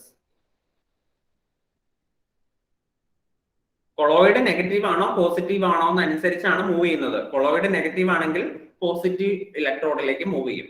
കൊളോയിഡ് പോസിറ്റീവ് ആണെങ്കിൽ നെഗറ്റീവ് ഇലക്ട്രോഡിലേക്ക് മൂവ് ചെയ്യും. ഓക്കെ, ഒന്ന് വായിക്കണമല്ലോ. ആരാ വായിക്കുന്നേ? ഞാൻ ഈ കൊളോയിഡ് ഈ പകുതിക്ക് വെച്ച് വരച്ചു എന്ന് വിചാരിച്ചത് മൊത്തം ഉണ്ട് കേട്ടോ. ഇങ്ങനെ ഇങ്ങനെ ഇങ്ങനെ ഇങ്ങനെ ഈ ഇലക്ട്രോഡൊക്കെ അതിൻ്റെ അകത്ത് മുങ്ങിയാണ് ഇരിക്കുന്നത്. ഇങ്ങനെ ഫുള്ളുണ്ട് കേട്ടോ. അല്ലെങ്കിൽ നിങ്ങളിനി വായുവിൽ കൂടി മൂവ് ചെയ്യുമെന്നൊന്നും വിചാരിക്കണ്ട, മുങ്ങിയാണ് ഇരിക്കുന്നത് കേട്ടോ. ഇനി അപ്പോ അന്ന് വായിക്കണമല്ലോ. അഫിമോളെ ഒന്ന് വായിച്ച ഇലക്ട്രോഫോറസിസ് വായിച്ചേ. എല്ലാവരും എടുക്കുക കേട്ടോ. ഇലക്ട്രോഫോറസിസ് പുസ്തകത്തിൽ അടയാളപ്പെടുത്തിയാൽ മതി. Electrophoresis. The existence of charge on colloidal particles is confirmed by electrophoresis experiment. കണ്ടോ? When ഇലക്ട്രോഫോറസിസ് എക്സ്പെരിമെന്റ് വഴിയാണ് ചാർജ് ഉണ്ടെന്ന് കൺഫേം ചെയ്യുന്നത്, അതായത് ചാർജ് ഉണ്ടെന്ന് തെളിയിക്കുന്നത് കൊളോയിഡിൽ. When electric potential is applied across two platinum electrodes dipping in a colloidal solution, the colloidal particles moves towards one or the other electrode. The movement of colloidal particles under an applied electric potential is called electrophoresis. കണ്ടോ? Electric potential apply ചെയ്യുമ്പോൾ colloidal particle ഏതെങ്കിലും ഒരു ഇലക്ട്രോഡിലേക്ക് move ചെയ്യുന്നതിനെയാണ് നമ്മൾ electrophoresis എന്ന് പറയുന്നത്. Positively charged particles moves towards the cathode, while negatively charged particles move towards the anode. നിങ്ങളുടെ colloid negative charge ആണെങ്കിൽ അത് ആനോഡിലേക്ക് മൂവ് ചെയ്യും, അതായത് പോസിറ്റീവ്ലി ചാർജ് ഇലക്ട്രോഡിലേക്ക് മൂവ് ചെയ്യും. നിങ്ങളുടെ കൊളോയിഡ് പോസിറ്റീവ് ആണെങ്കിൽ അത് കാഥോഡിലേക്ക് മൂവ് ചെയ്യും, അത് നെഗറ്റീവ്ലി ചാർജ് ഇലക്ട്രോഡിലേക്ക് മൂവ് ചെയ്യും. When electrophoresis This can be demonstrated by the following experimental setup. Experimental setup കണ്ടോ? അത് നോക്കി വരയ്ക്കാൻ പഠിക്കുക കേട്ടോ. ഞാൻ വരച്ചേക്കാൻ സ്റ്റൈൽ ഇവിടെ അല്ലേ അത് വരയ്ക്കാൻ പഠിച്ചാൽ മതി. അപ്പൊ ഇനി അടുത്തത് ഇലക്ട്രോ ഓസ്മോസിസ് ആണ് പറയുന്നത്. അതും കൂടെ പഠിക്കണം. ഒന്ന് വായിച്ച് അപ്പിമോളെ. When electrophoresis, that is, movement of particles, is prevented by some suitable means, it is observed that the dispersion medium begins to move towards an electric field. This phenomenon is termed electroosmosis. അതായത് നമ്മളിപ്പോ electrophoresis എന്ന് പറഞ്ഞത് ആരുടെ മൂവ്മെന്റാ? ഡിപിയുടെ movement ആണ്. അത് dispersed face move ചെയ്യുന്നതിനെയാണ് നമ്മൾ electrophoresis എന്ന് പറയുന്നത്. ഡിസ്പേഴ്സ്ഡ് ഫേസ് നെഗറ്റീവ് ആണെങ്കിൽ അത് പോസിറ്റീവ് ഇലക്ട്രോഡിലേക്ക് മൂവ് ചെയ്യും. ഡിസ്പേഴ്സ്ഡ് ഫേസ് നെഗറ്റീവ് ആണെങ്കിൽ പോസിറ്റീവ് ആണെങ്കിൽ അത് നെഗറ്റീവ് ടെർമിനലിലേക്ക് മൂവ് ചെയ്യും. ഇനി DM മൂവ് ചെയ്യുന്നതിനെയാണ് നമ്മൾ ഇലക്ട്രോ ഓസ്മോസിസ് എന്ന് വിളിക്കുന്നത്. അതായത് ഡിസ്പേർഷൻ മീഡിയം അത് മൂവ് ചെയ്യും. അത് ഏതെങ്കിലും ഒരു ഇലക്ട്രോഡിലേക്ക് മൂവ് ചെയ്യുന്നതിനെയാണ് നമ്മൾ ഇലക്ട്രോ ഓസ്മോസിസ് എന്ന് വിളിക്കുന്നത്. ഇത്രയേ ഉള്ളൂ. അതോടുകൂടി ആ പ്രോപ്പർട്ടി കഴിഞ്ഞു. ഇതാണ് electrophoresis and electro osmosis. DP move ചെയ്യുന്നത് ഇലക്ട്രോഫോറസിസ്, DM മൂവ് ചെയ്യുന്നത് ഇലക്ട്രോ ഓസ്മോസിസ്. എന്തെങ്കിലും സംശയം ഉണ്ടോ ആർക്കെങ്കിലും? Any doubt? ഇല്ല. അങ്ങനെയാണെങ്കിൽ നമ്മുടെ അവസാനത്തെ പ്രോപ്പർട്ടി ആയിട്ടുള്ള കൊയാഗുലേഷൻ എത്രാമത്തെയോ? ഏഴാമത്തെ പ്രോപ്പർട്ടി കൊയാഗുലേഷനിലേക്ക് വരുവാണ്. അതും ഞാൻ എഴുതി തരുന്നില്ല, പുസ്തകത്തിൽ തന്നെ നല്ല ഭംഗിയായിട്ട് കൊടുത്തിട്ടുണ്ട്. തൽക്കാലം ഞാൻ പറയുന്നത് നിങ്ങൾ ശ്രദ്ധിച്ചിരിക്കുക. എന്താണ് coagulation? 7th property is coagulation. കൊയാഗുലേഷന്റെ മീനിങ് ഞാൻ മിനിങ്ങാന്ന് പറഞ്ഞു തന്നാണ്. ആരെങ്കിലും ഓർക്കണ്ടോ? കൊയാഗുലേഷൻ എന്ന് പറഞ്ഞാൽ എന്താ meaning? Swaliha, what is the meaning of coagulation? precipitation. Precipitate ഉണ്ടാവുന്നതിനെയാണ് നമ്മൾ കൊയാഗുലേഷൻ എന്ന് വിളിക്കുന്നത്. precipitation എന്നാണ് അതിന്റെ മീനിങ്. ശരി, അപ്പൊ ഇനി ശ്രദ്ധിച്ച് കേട്ടിരുന്നോളൂ കേട്ടോ, ശ്രദ്ധിച്ച് കേട്ടിരുന്നോളൂ. അപ്പൊ എന്റെ കയ്യിൽ ഒരു നെഗറ്റീവ്ലി ചാർജ്ഡ് കൊളോയിഡ് ഉണ്ടെന്ന് കരുതുക. ഒരു negatively charged colloid. For example ഇത് ഇങ്ങനെ, ഇതാണ് കൊളോയിഡൽ, ഇതാണ് ഡിസ്പെർഷൻ മീഡിയം. ഇതിന്റെ അകത്തൊരു precipitate ഉണ്ട്. ആ precipitate AgIയുടെ precipitate ആണ്. ആ AgIക്ക് ചുറ്റും I- വരുമ്പോഴല്ലേ നമ്മൾ അതിനെ നെഗറ്റീവ്ലി ചാർജ്ഡ് കൊളോയിഡ് എന്ന് വിളിക്കുന്നത്. ഓക്കെ, അപ്പൊ ഇതുപോലെ ഇഷ്ടംപോലെ precipitate മോളിക്യൂൾ ഉണ്ട്. ഇപ്പൊ വേറൊരു AgI ഉണ്ട്, അതിന്റെ ചുറ്റും എന്തുണ്ട്? I- മോളിക്യൂൾസ് ഉണ്ട്, I- അയോൺസ് ഉണ്ട്. ഇതിനെയാണ് നെഗറ്റീവ്ലി ചാർജ്ഡ് കൊളോയിഡ് എന്ന് വിളിക്കുന്നത്. ഇനി നിങ്ങൾ നോക്കുക, ഈ പറയുന്ന I- അയോൺസ് ഈ precipitate-ന് ചുറ്റും ഉള്ളത് കൊണ്ടാണ് ഈ കൊളോയിഡ് ആയിട്ട് നിൽക്കുന്നത്. അതിനങ്ങനെ പറയാൻ കാരണം, ഈ കൊളോയിഡ് ആയിട്ട് നിൽക്കാൻ കാരണം, അത് സ്റ്റേബിൾ ആവാൻ കാരണം ഈ I- അയോൺസ് അതിന്റെ ചുറ്റും ഉള്ളത് കൊണ്ടാണ് എന്ന് പറയാനുള്ള കാരണം എന്താ? ഇത് ഞാൻ ഇന്നലെ പറഞ്ഞു തന്നതാ. I- അയോൺസ് precipitate-ന് ചുറ്റും ഉള്ളത് കൊണ്ട് എന്തുകൊണ്ട് അത് കൊളോയിഡ് ആയിട്ട് നിൽക്കും? ആർക്കെങ്കിലും പറയാമോ? എനിവൺ ഓപ്പൺ പ്ലാറ്റ്ഫോം ആണ്, ആർക്ക് വേണമെങ്കിലും പറയാം.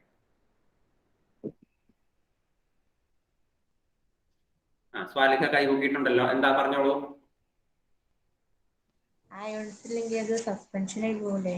അതായത് ആ നെഗറ്റീവ് അയോൺസ് ഉള്ളപ്പോ എന്ത് ചെയ്യും? പരസ്പരം അത് റിപ്പൽ ചെയ്യും അല്ലെ? അതായത് ഒരു precipitate-ഉം മറ്റേ precipitate-ഉം കൂടെ പരസ്പരം റിപ്പൽ ചെയ്തുകൊണ്ടിരിക്കും. അതായത് രണ്ടിനും നെഗറ്റീവ് ചാർജ് ആണല്ലോ, അപ്പൊ പരസ്പരം അതിങ്ങനെ റിപ്പൽ ചെയ്തുകൊണ്ടിരിക്കും. അപ്പൊ അങ്ങനെ റിപ്പൽ ചെയ്യുന്ന ഒരു സാധനത്തിന് ഒരിക്കലും എന്ത് ചെയ്യാൻ പറ്റില്ല? അടിഞ്ഞു കൂടാനായിട്ട് സാധിക്കില്ല, താഴത്തേക്ക് അടിഞ്ഞു കൂടില്ല. അപ്പൊ താഴത്തേക്ക് അടിഞ്ഞു കൂടിയാൽ മാത്രമേ അതിനെ സസ്പെൻഷൻ നമുക്ക് വിളിക്കാൻ പറ്റുള്ളൂ. അതായത് ഇപ്പൊ ഒരു precipitate താഴെ അടിഞ്ഞു കൂടിക്കഴിഞ്ഞാൽ അതിനെ നമുക്ക് സസ്പെൻഷൻ എന്ന് വിളിക്കാം, കൊളോയിഡ് എന്ന് വിളിക്കാൻ പറ്റില്ല.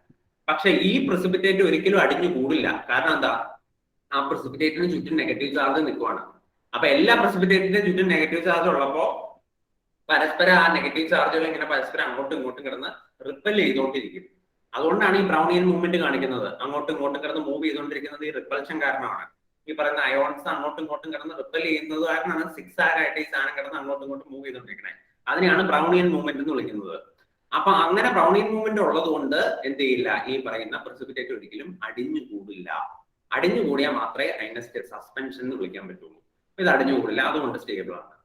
ഇനി എന്താ ചെയ്യണേന്ന് നമ്മൾ നോക്കുക. ഞാൻ എന്തെങ്കിലും ഒരു രീതിയിൽ ഈ I മൈനസ് അയോൺസിനെ ഇവിടുന്ന് പുറത്ത് ചാടിച്ചു എന്ന് വിചാരിക്കുക.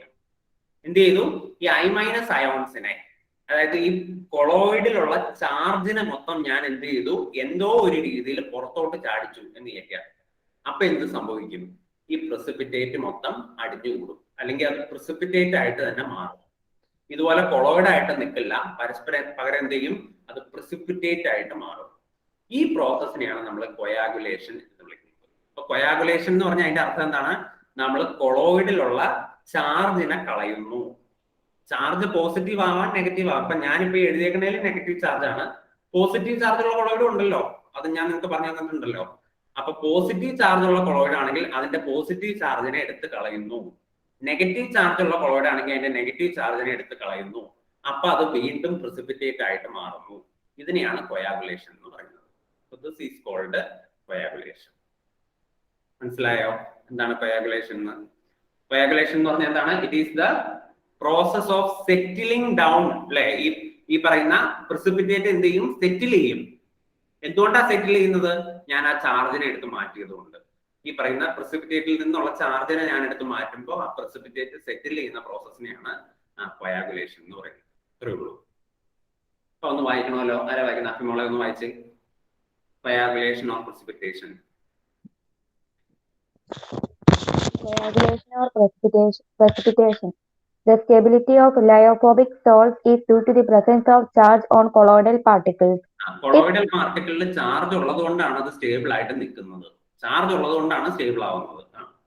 If somehow the charge is removed, the particles will come near to each other to form aggregates or coagulate and settle down under the force of gravity. എങ്ങനെയെങ്കിലും ഞാൻ ആ ചാർജിനെ വലിച്ച് പുറത്തേക്ക് ഇട്ട് കഴിഞ്ഞാൽ, അല്ലെങ്കിൽ ചാർജിനെ ഞാൻ റിമൂവ് ചെയ്ത് കഴിഞ്ഞാൽ അത് ഗ്രാവിറ്റി കൊണ്ട് താഴെ വന്ന് അടിഞ്ഞു കൂടും. അതിനെയാണ് കൊയാഗുലേഷൻ എന്ന് പറയുന്നത്. The process of settling of colloidal particles is called a coagulation or precipitation of the salt. Coagulation എന്ന് പറഞ്ഞാൽ സെറ്റിൽ ചെയ്യുന്ന പ്രോസസ്സിനെയാണ് കൊയാഗുലേഷൻ എന്ന് പറയുന്നത്. ചാർജിനെ എടുത്ത് കളയുമ്പോൾ ഈ കൊളോയിഡ് സെറ്റിൽ ചെയ്യും. കൊയാഗുലേഷൻ. ഇനി ഈ കൊയാഗുലേഷൻ നടത്തിയെടുക്കുന്നത് ഏതൊക്കെ രീതിയിലാണ് എന്നാണ് പറയുന്നത്. ഏതൊക്കെ രീതിയിൽ നമുക്ക് കൊയാഗുലേഷൻ നടത്തിയെടുക്കാം എന്നാണ് പറയുന്നത്. അപ്പൊ ഇതിനകത്ത് നിങ്ങൾ ഓരോന്ന് വായിക്കുന്നു, ഞാൻ അതിന്റെ അർത്ഥം പറഞ്ഞു തരുന്നു. ഇത്രേ ഉള്ളൂ. അത് സിമ്പിൾ ആണ്. 5 രീതിയിൽ നമുക്ക് കൊയാഗുലേഷൻ നടത്തിയെടുക്കാം. അത് ഏതൊക്കെയാണ് 5 രീതികൾ എന്ന് പുസ്തകത്തിൽ തന്നെ പറഞ്ഞിട്ടുണ്ട്. അതിന്റെ ഓരോ രീതി ഓരോരുത്തരായിട്ട് അങ്ങ് വായിച്ചോളുക. ആദ്യത്തെ രീതി ആര് വായിക്കും? നുസ്രിൻ വായിക്കൂ. ഫസ്റ്റ് രീതി എന്താണ്? കൊയാഗുലേഷൻ നടത്തിയെടുക്കുന്ന ആദ്യത്തെ രീതി വായിച്ചോളൂ. നുസ്രിൻ. By electrophoresis, the colloidal particles move towards oppositely charged electrodes, get discharged and precipitated. എന്ന് പറഞ്ഞാൽ എന്താ നുസ്രിന് മനസ്സിലായത്? വായിച്ചു നോക്കി. കൊളോയിഡൽ പാർട്ടിക്കിൾസ് ഓപ്പോസിറ്റ്ലി ചാർജ്ഡ് ആയിട്ടുള്ള ഇലക്ട്രോഡ്സിലേക്ക് പോയിട്ട് അതവിടെ അതിങ്ങനെ അടിഞ്ഞു കൂടിയിട്ട് പ്രസിപ്പിറ്റേറ്റ് ചെയ്യുന്നു. അതായത് ഇലക്ട്രോഫോറസിസ് വഴി നമുക്ക് കൊയാഗുലേറ്റ് ചെയ്യിക്കാമെന്ന്. അതെങ്ങനെയാണെന്ന് നമുക്ക് നോക്കാം കേട്ടോ. നിങ്ങൾ നോക്കിക്കോ. ഇലക്ട്രോഫോറസിസ് എന്താണെന്ന് ഞാൻ ഇച്ചിരി നേരം മുമ്പ് പറഞ്ഞല്ലേ. ഇതുപോലെ ഒരു യൂട്യൂബ് ഉണ്ടായിരുന്നു. ആ യൂട്യൂബിൽ പോസിറ്റീവ് ചാർജ് ഉള്ള ഒരു ഇലക്ട്രോഡും നെഗറ്റീവ് ചാർജ് ഉള്ള ഒരു ഇലക്ട്രോഡും ഉണ്ടല്ലോ, അല്ലെ? 2 ഇലക്ട്രോഡല്ലേ ഉള്ളത്. ഈ കൊളോയിഡിന്റെ അകത്തുള്ള നെഗറ്റീവ് ചാർജ് ഉള്ള സാധനം, അതാണല്ലോ കൊളോയിഡിന്റെ ചാർജ് എന്ന് പറയുന്നത്. കൊളോയിഡിന്റെ ചാർജ് എന്ന് പറഞ്ഞാൽ DPയുടെ ചാർജ് ആണ്. അപ്പൊ DP നെഗറ്റീവ് ആണെന്ന് കരുതുക. ആ നെഗറ്റീവ് ചാർജ് ഉള്ള DP എങ്ങോട്ടേക്ക് പോകുന്ന ഞാൻ പറഞ്ഞത്? പോസിറ്റീവ് ചാർജ് ഉള്ള ഇലക്ട്രോഡിലേക്ക് പോകും. അപ്പൊ എന്ത് സംഭവിക്കും? ഇലക്ട്രോഡിന്റെ പോസിറ്റീവ് ചാർജും DPയുടെ നെഗറ്റീവ് ചാർജും കൂടെ പരസ്പരം ക്യാൻസൽ ചെയ്ത് ഇല്ലാണ്ടാവും. അതായത് ചാർജ് ഇല്ലാണ്ടായി പോകും. അപ്പൊ ചാർജ് ഇല്ലാണ്ടായാൽ പിന്നെ എന്തായി? കൊളോയിഡിന്റെ ചാർജ് പോയി. കൊളോയിഡിന്റെ ചാർജ് പോയി കഴിഞ്ഞാൽ പിന്നെ അത് സെറ്റിൽ ചെയ്യും. കൊളോയിഡ് സെറ്റിൽ ചെയ്യും. അങ്ങനെ നമുക്ക് കൊയാഗുലേറ്റ് ചെയ്യാം. അതായത് ഇലക്ട്രോഫോറസിസ് ചെയ്യുമ്പോൾ നമുക്ക് ശരിക്കും എന്താ പറ്റുന്നത്? ചാർജ് ഇല്ലാണ്ടാവുകയാണ് ചെയ്യുന്നത്. അതായത് ആ ഓപ്പോസിറ്റ്ലി ചാർജിന് ഇലക്ട്രോഡിന്റെ അടുത്തേക്ക് പോയിട്ട് അവിടെ ചെന്ന് ആ ചാർജ് ക്യാൻസൽ ചെയ്ത് പോകും. അങ്ങനെ ചാർജ് ക്യാൻസൽ ചെയ്ത് പോയി കഴിയുമ്പോൾ എന്ത് ചെയ്യും? ഈ കൊളോയിഡ് കൊയാഗുലേറ്റ് ചെയ്യും. ഇത്രയേ ഉള്ളൂ. സോ ഇങ്ങനെ ഒരു രീതിയിൽ നമുക്ക് കൊളോയിഡ്സിനെ കൊയാഗുലേറ്റ് ചെയ്യും. ഇപ്പൊ പറഞ്ഞത് മനസ്സിലാവാത്ത ആരെങ്കിലും ഉണ്ടോ? കൊളോയിഡ് നെഗറ്റീവ് ആണെന്ന് കരുതുക. നെഗറ്റീവ് കൊളോയിഡ് ആണെങ്കിൽ ഉറപ്പായിട്ടും പോസിറ്റീവ് ടെർമിനലിലേക്ക് ആയിരിക്കുമല്ലോ പോവുള്ളൂ. അത് പോസിറ്റീവ്ലി ചാർജ് ഇലക്ട്രോഡിലേക്കല്ലേ അത് പോവുള്ളൂ. പോസിറ്റീവ് ചാർജ് ഇലക്ട്രോഡിലേക്ക് പോയി കഴിഞ്ഞാൽ എന്ത് സംഭവിക്കും? കൊളോയിഡിന്റെ നെഗറ്റീവ് ചാർജും ഇലക്ട്രോഡിന്റെ പോസിറ്റീവ് ചാർജും കൂടെ പരസ്പരം ക്യാൻസൽ ചെയ്ത് പോകും. അപ്പൊ ചുരുക്കി പറഞ്ഞു കഴിഞ്ഞാൽ കൊളോയിഡിന്റെ ചാർജ് പോയി. കൊളോയിഡിന്റെ ചാർജ് പോയി കഴിഞ്ഞാൽ പിന്നെ കൊളോയിഡ് സെറ്റിൽ ചെയ്യും. അത്രേ ഉള്ളൂ. അപ്പൊ ഇതിനെയാണ് കൊയാഗുലേഷൻ എന്ന് പറയുന്നത്. അപ്പൊ ഫസ്റ്റ് മെത്തേഡ് കഴിഞ്ഞു. ഇനി രണ്ടാമത്തെ മെത്തേഡ് ആരാ പറയുന്നത്? ആരാ വായിക്കുന്നത്? അഫ്സർ വായിക്കേ. രണ്ടാമത്തെ മെത്തേഡ് അഫ്സർ വായിച്ചേ.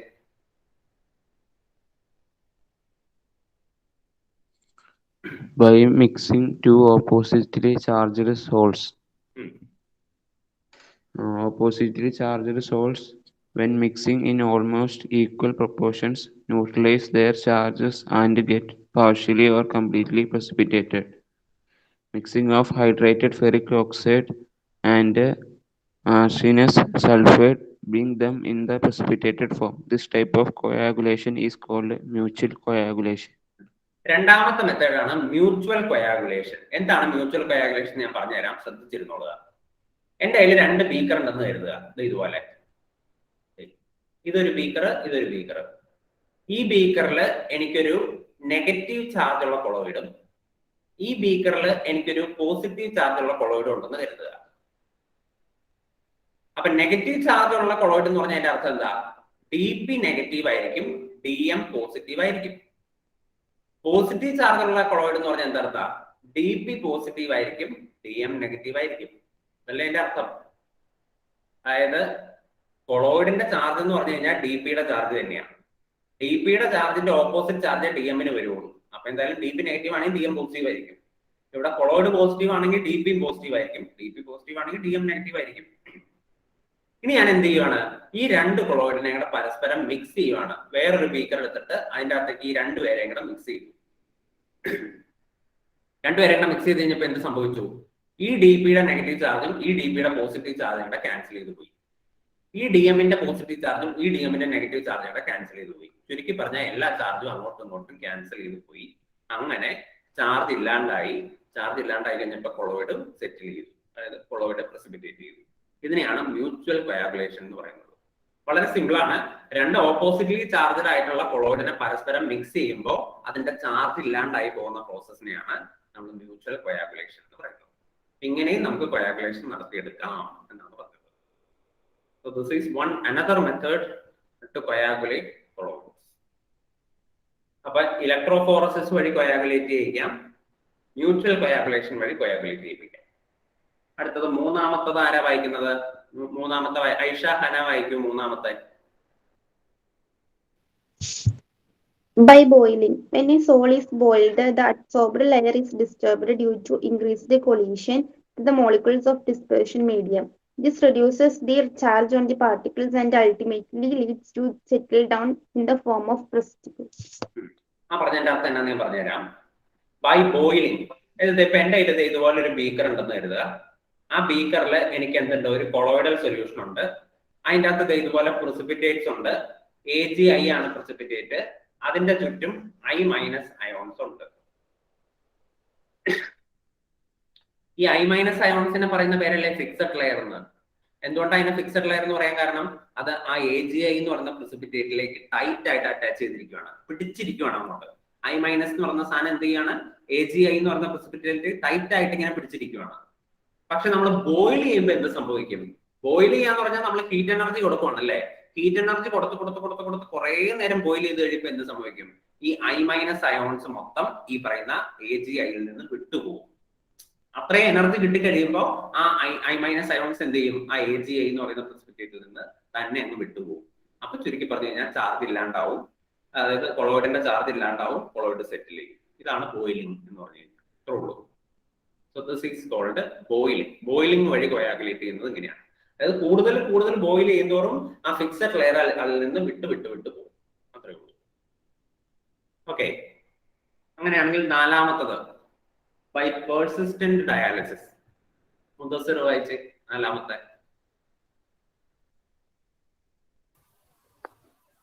On prolonged dialysis, traces of the electrolyte present in the sol are removed almost completely, and the colloids become unstable and ultimately coagulate. നമ്മൾ ഇന്നലെ ഡയാലിസിസ് പഠിച്ചു ഓർക്കുന്നില്ലേ? ഡയാലിസിസിൽ നമ്മൾ എന്താ ചെയ്തത്? ആ കൊളോയിഡിലുള്ള ഇലക്ട്രോലൈറ്റിനെയും ഇമ്പ്യൂരിറ്റീസിനെയും ഒക്കെ റിമൂവ് ചെയ്യില്ലായിരുന്നോ? മൊത്തമായിട്ടും റിമൂവ് ചെയ്തതെന്ന് ഞാൻ ഇന്നലെ പറഞ്ഞായിരുന്നു അല്ലേ? കുറച്ചൊക്കെ ഇലക്ട്രോലൈറ്റ് അവിടെ ബാക്കി വെക്കണം എന്ന് ഞാൻ ഇന്നലെ പറഞ്ഞായിരുന്നു, ഓർക്കുന്നുണ്ടോ? അതായത് ഒരു കൊളോയിഡൽ സൊല്യൂഷനെ നമ്മൾ ആ ബാഗിന്റെ ഉള്ളിൽ എടുത്തു. ആ കൊളോയിഡിൽ എന്തുണ്ടായിരുന്നു? കുറച്ച് ഇമ്പ്യൂരിറ്റി ഉണ്ടായിരുന്നു, ഇലക്ട്രോലൈറ്റും ഉണ്ടായിരുന്നു.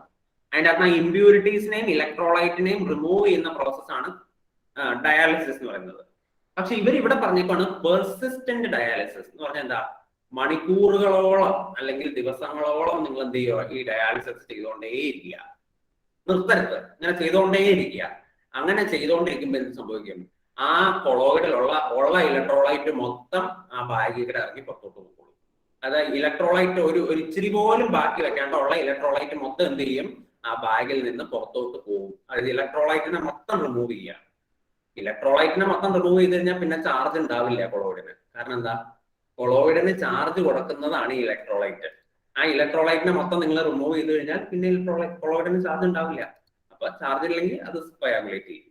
അപ്പൊ പെർസിസ്റ്റന്റ് ഡയാലിസിസ് വഴി നമുക്ക് കൊയാഗുലേറ്റ് ചെയ്യാനായിട്ട് കുറെ നേരം ഡയാലിസിസ് ചെയ്തുകൊണ്ടിരിക്കുക, അപ്പൊ നമുക്ക് കൊയാഗുലേറ്റ് ചെയ്യിപ്പിക്കാനായിട്ട് സാധിക്കും. ഇതാണ് അടുത്ത മെത്തേഡ്. അനന്തു സാറേ, ഗുഡ് മോർണിംഗ്. നിങ്ങൾക്ക് ഫീഡ്ബാക്കിന്റെ ഫോം നിങ്ങൾ ഗ്രൂപ്പിലേക്ക് ഷെയർ ചെയ്തിട്ട്, അപ്പൊ അതെല്ലാവരും ഫില്ല് ചെയ്തിട്ട് കമന്റ് ചെയ്തിട്ട് അത് ലീവ് ചെയ്യുള്ളൂ. ആരും ആദ്യം തന്നെ ലീവ് ചെയ്യരുത്. അത് കംപ്ലീറ്റ് ചെയ്തിട്ട് കമന്റ് ചെയ്തിട്ടാണ് ലീവ് ചെയ്യാവൂ. Okay, thank you. അതായത് ഞാൻ അവസാനത്തെ 5 മിനിറ്റ് അത് ഫില്ല് ചെയ്യാൻ നിങ്ങൾക്ക് തന്നേക്കാം. അപ്പൊ 5 മിനിറ്റ് കൊണ്ട് ഇവര് ഫീഡ്ബാക്ക് എടുക്കുന്നുണ്ട്, അപ്പൊ അതൊന്ന് ഫില്ല് ചെയ്ത് കൊടുക്കുക കേട്ടോ. ഓക്കെ, ശരി. Last method by addition of electrolyte. Electrolyte add ചെയ്തിട്ട് നമുക്ക് എന്ത് ചെയ്യാം, കൊയാഗുലേറ്റ് ചെയ്യിപ്പിക്കാം. അതെങ്ങനെയാന്ന് നമുക്ക് നോക്കാം. അതാരാ വായിക്കണേ? ആലിയ വായിച്ച ആലിയ.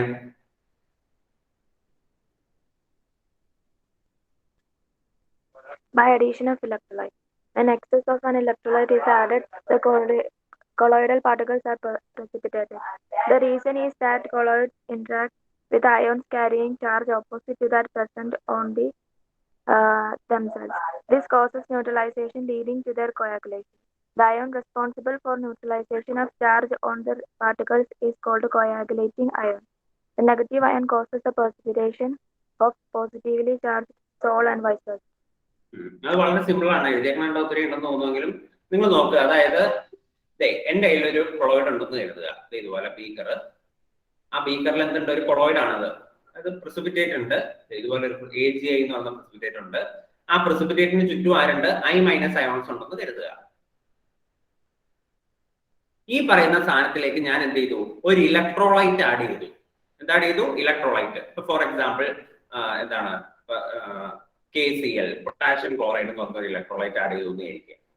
അത് ചുമ്മാ കുറച്ചൊന്നും അല്ല ആഡ് ചെയ്തത്, കണ്ടമാനം ഇലക്ട്രോലൈറ്റ് ആഡ് ചെയ്തു എന്ന് കരുതുക.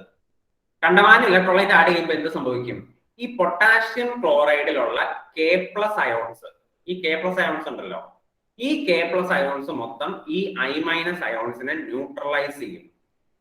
എന്ത് ചെയ്യും? ആ ചുറ്റും നിൽക്കുന്ന I- അയോൺസിനെ മൊത്തം ഈ K+ അയോൺസ് ന്യൂട്രലൈസ് ചെയ്യും. നമ്മൾ ആഡ് ചെയ്ത ഇലക്ട്രോലൈറ്റിലെ K+ അയോൺസ് ചെന്നിട്ട് ഈ പ്രിസിപ്പിറ്റേറ്റിലുള്ള I- അയോൺസിനെ മൊത്തം ന്യൂട്രലൈസ് ചെയ്ത് കളയും. അപ്പൊ ചുരുക്കി പറഞ്ഞാൽ കൊളോയിഡിന്റെ ചാർജ് പോയി. അങ്ങനെ കൊളോയിഡിന്റെ ചാർജ് പോയി കഴിഞ്ഞപ്പോൾ കൊളോയിഡ് പ്രിസിപ്പിറ്റേറ്റഡ് ആയി. ഇത്രേ ഉള്ളൂ. അപ്പൊ ഇതിന്റെ അകത്ത് ആ K+ അയോൺസ് അല്ലേ ഈ ചാർജിനെ കളയാൻ കാരണക്കാരനായത്. അതുകൊണ്ട് തന്നെ K+ അയോണിനെ നമ്മൾ വിളിക്കുന്ന പേരാണ് കൊയാഗുലേറ്റിംഗ് അയോൺ. അതായത് നമ്മൾ ആഡ് ചെയ്യുന്ന ഇലക്ട്രോലൈറ്റിലെ ഏത് അയോണാണോ ഈ പറയുന്ന കൊളോയിഡിന്റെ ചാർജ് കളയുന്നത്, ആ അയോണിനെ വിളിക്കുന്ന പേരാണ് കൊയാഗുലേറ്റിംഗ് അയോൺ. നമ്മൾ ആഡ് ചെയ്യുന്ന ഇലക്ട്രോലൈറ്റിലെ ഏത് അയോണാണോ ഈ കൊളോയിഡിന്റെ ചാർജ് കളയാൻ റെസ്പോൺസിബിൾ ആയത്, അല്ലെങ്കിൽ കൊളോയിഡിന്റെ ചാർജ് കളയുന്നത്, ആ അയോണിനെയാണ് നമ്മൾ കൊയാഗുലേറ്റിംഗ് അയോൺ എന്ന് വിളിക്കുന്നത്.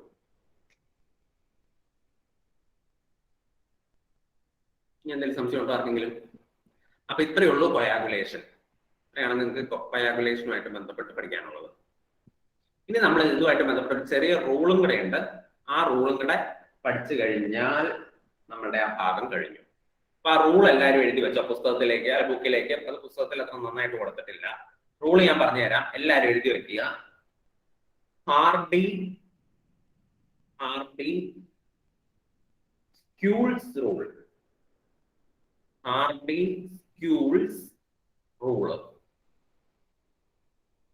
Hardy-Skulls rule.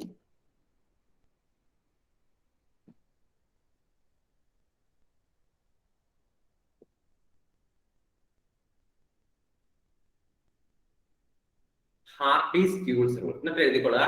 The rule states that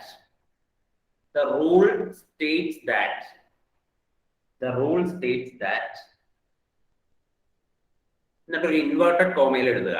The rule states that എന്നിട്ട് ഒരു ഇൻവേർട്ടഡ് കോമ എന്നിട്ട് എഴുതുക. If the valency of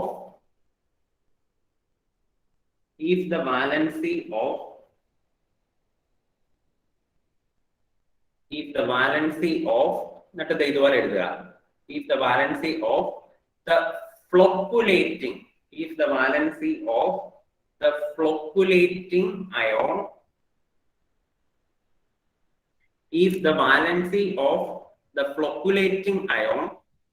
എന്നാന്നൊക്കെ ഞാൻ പറഞ്ഞുതരാം. ഇപ്പൊ തൽക്കാലം എഴുതി വെക്കുക. If the valency of the flocculating ion added to a colloid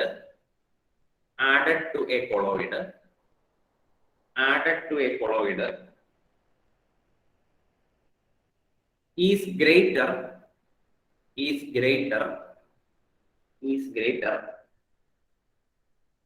comma, the precipitation will be also greater.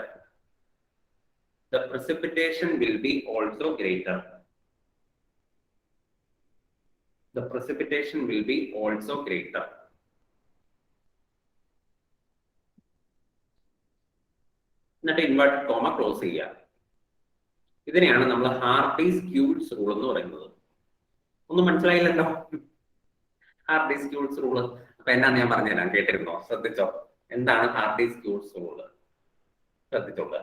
അതായത് ഇപ്പൊ എന്റെ കയ്യില് ഒരു നെഗറ്റീവ്ലി ചാർജ്ഡ് കൊളോയിഡ് ഉണ്ടെന്ന് കരുതുക. എന്ത് ചെയ്യാണ്? Negatively charged colloid. അപ്പൊ ആ കൊളോയിഡിൽ മൊത്തം ഒരു 6 നെഗറ്റീവ് ചാർജ് ഉണ്ടെന്ന് കരുതുക. ചുമ്മാ സങ്കല്പിക്കുക, ആ കൊളോയിഡിൽ മൊത്തം ഒരു 6 നെഗറ്റീവ് ചാർജ് ആണ് ഉള്ളത്. എന്തായാലും ഒരു കൊളോയിഡിൽ 6 നെഗറ്റീവ് ചാർജ് ഒന്നും അല്ല ഉണ്ടാവുള്ളൂ, ആയിരക്കണക്കിന് നെഗറ്റീവ് ചാർജ് ഉള്ള പാർട്ടിക്കിൾ കാണാം. പക്ഷെ നമ്മുടെ ഒരു കൺവീനിയൻസിന് ഒരു 6 നെഗറ്റീവ് ചാർജ് ഉണ്ടെന്ന് സങ്കല്പിക്കുക. ഒരു കൊളോയിഡൽ സൊല്യൂഷൻ നിങ്ങൾ എടുത്തു, ആ കൊളോയിഡൽ സൊല്യൂഷനിൽ മൊത്തം എത്ര നെഗറ്റീവ് ചാർജ് ഉണ്ട്? 6 നെഗറ്റീവ് ചാർജ് ഉണ്ട്. ഇതിനെ കൊയാഗുലേറ്റ് ചെയ്യിപ്പിക്കണം. എന്ത് ചെയ്യിപ്പിക്കണം? കൊയാഗുലേറ്റ് ചെയ്യിപ്പിക്കണം. അതാണ് നമ്മുടെ ഉദ്ദേശം. കൊയാഗുലേറ്റ് ചെയ്യിപ്പിക്കണം എങ്ങനെയാ? ഈ നെഗറ്റീവ് ചാർജിനെ ഇല്ലാണ്ടാക്കുക. അപ്പോഴല്ലേ ഇത് കൊയാഗുലേറ്റ് ചെയ്യുള്ളൂ. അപ്പൊ ഈ നെഗറ്റീവ് ചാർജിനെ ഇല്ലാണ്ടാക്കാൻ വേണ്ടി ഞാൻ എന്ത് ചെയ്യുവാണ്? ഞാൻ ഒരു അയോണിനെ ആഡ് ചെയ്യാൻ പോവാണ്. ആ അയോണിനെ വിളിക്കുന്ന പേരാണ് ഫ്ലോക്കുലേറ്റിംഗ് അയോൺ. എന്താണ് ഫ്ലോക്കുലേറ്റിംഗ് അയോൺ? ഫ്ലോക്കുലേറ്റിംഗ് അയോൺ എന്ന് പറഞ്ഞാൽ എന്താണ്? ഒരു കൊളോയിഡിന്റെ ചാർജ് ഇല്ലാണ്ടാക്കാൻ ഞാൻ ആഡ് ചെയ്യുന്ന അയോൺ. ഷെറിൻ കേൾക്കുന്നുണ്ടല്ലോ അല്ലെ? ഒരു കൊളോയിഡിന്റെ ചാർജ് ഇല്ലാണ്ടാക്കാനായിട്ട് ഞാൻ ആഡ് ചെയ്യുന്ന അയോൺ, അതിനെയാണ് ഫ്ലോക്കുലേറ്റിംഗ് അയോൺ എന്ന് പറയുന്നത്. അപ്പൊ ഞാൻ ആഡ് ചെയ്യുന്ന അയോൺ ഏതൊക്കെയാന്ന് നോക്കിക്കോട്ടോ. ആദ്യം ഞാൻ എന്ത് ചെയ്തു? അലുമിനിയം അയോൺ ആഡ് ചെയ്തു. പിന്നെ ഞാൻ ബേരിയം അയോൺ ആഡ് ചെയ്തു. പിന്നെ ഞാൻ സോഡിയം അയോൺ ആഡ് ചെയ്തു. ഇങ്ങനെ 3 അയോൺ ആഡ് ചെയ്തിട്ട് ഇത് ചാർജ് ഇല്ലാണ്ടാക്കാൻ നോക്കുകയാണ്. ഒരുമിച്ചല്ലാട്ടോ ആഡ് ചെയ്തത്, പ്രത്യേകം പറയുന്നു. അതായത് ആദ്യം ഞാൻ അലുമിനിയം വെച്ചിട്ട് ചെയ്തു നോക്കി, പിന്നെ ബേരിയം വെച്ചിട്ട് ചെയ്തു നോക്കി, പിന്നെ സോഡിയം വെച്ചിട്ട് ചെയ്തു നോക്കി. അപ്പൊ എന്റെ ചോദ്യം, ഇതിൻ്റെ അകത്ത് ഏത് അയോൺ ഉപയോഗിക്കുമ്പോഴായിരിക്കും പെട്ടെന്ന് ഈ പറയുന്ന ചാർജ് ഇല്ലാതാവുന്നത്? അല്ലെങ്കിൽ നിങ്ങൾ ആലോചിക്കുക, അത് തന്നെ, പെട്ടെന്ന് കൊയാഗുലേഷൻ നടക്കുന്നത് ഏത് അയോൺ ആഡ് ചെയ്യുമ്പോഴായിരിക്കും? അല്ലെങ്കിൽ നിങ്ങൾ ഇങ്ങനെ ആലോചിച്ചാൽ മതി, എത്ര അലുമിനിയം അയോൺ ആഡ് ചെയ്യേണ്ടി വരും, എത്ര ബേരിയം അയോൺ ആഡ് ചെയ്യേണ്ടി വരും, എത്ര സോഡിയം അയോൺ ആഡ് ചെയ്യേണ്ടി വരും കൊയാഗുലേഷൻ നടക്കാൻ? അതാണ് ചോദ്യം. ആർക്ക് പറയാം? അഫ്സറിന് പറയാമോ? അഫ്സറെ, എത്ര അലുമിനിയം അയോൺ ആഡ് ചെയ്താൽ കൊയാഗുലേഷൻ നടക്കും? 3+ ആണോ? 3+ഓ? എത്ര എന്ന് ചോദിച്ചു കഴിഞ്ഞാൽ 3+ എന്നൊക്കെയാണോ ആൻസർ പറയാറ്? എത്ര അഫ്സറിന് കണക്കിന് എത്ര മാർക്ക് ഉണ്ട്? 3+. സയൻസിന് എത്ര മാർക്ക് ഉണ്ട്? 4+. ഇങ്ങനെയാണോ പറയാറ്? എത്ര എന്ന് ചോദിച്ചു കഴിഞ്ഞാൽ അലൂമിനിയം 3+. അലൂമിനിയം 3+. എത്ര എണ്ണ ആഡ് ചെയ്യേണ്ടി വരുന്നത് ആ നെഗറ്റീവ് ചാർജിനെ ഇല്ലാണ്ടാക്കാൻ?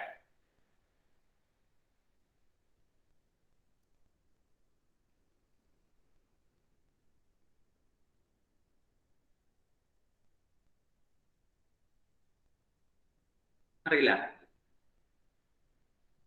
എത്ര 3+ ആഡ് ചെയ്ത് കഴിഞ്ഞാൽ നെഗറ്റീവ് ചാർജ് ഇല്ലാണ്ടാവും? Al3+ ചാർജ് എന്താ സാറേ? What is the charge of Al3+? Positive. Positive. എത്ര പോസിറ്റീവ് ചാർജ് ഉണ്ട് Al?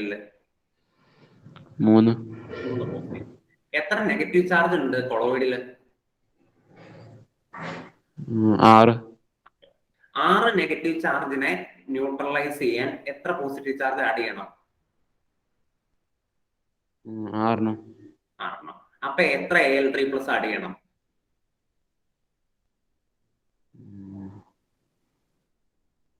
2. അപ്പൊ 2 Al3+ ആഡ് ചെയ്ത് കഴിഞ്ഞാൽ നിങ്ങൾക്ക് ആ കൊളോയിഡിനെ ന്യൂട്രലൈസ് ചെയ്യാം. അതായത് Al3+ ആണ് ആഡ് ചെയ്യുന്നതെങ്കിൽ 2 ആഡ് ചെയ്താൽ മതി. 2 Al3+ ആഡ് ചെയ്യുമ്പോഴത്തേക്കും തന്നെ ആ കൊളോയിഡ് ന്യൂട്രലൈസ് ആവും. ഇനി ബേരിയം ആണ് ആഡ് ചെയ്യുന്നതെങ്കിൽ എത്ര ആഡ് ചെയ്യണം? ആവണി, എത്ര ബേരിയം ആഡ് ചെയ്താൽ ന്യൂട്രലൈസ് ആവും? സർ എത്ര ബേരിയം Ba2+ ആഡ് ചെയ്ത് കഴിഞ്ഞാൽ നെഗറ്റീവ് ചാർജ്?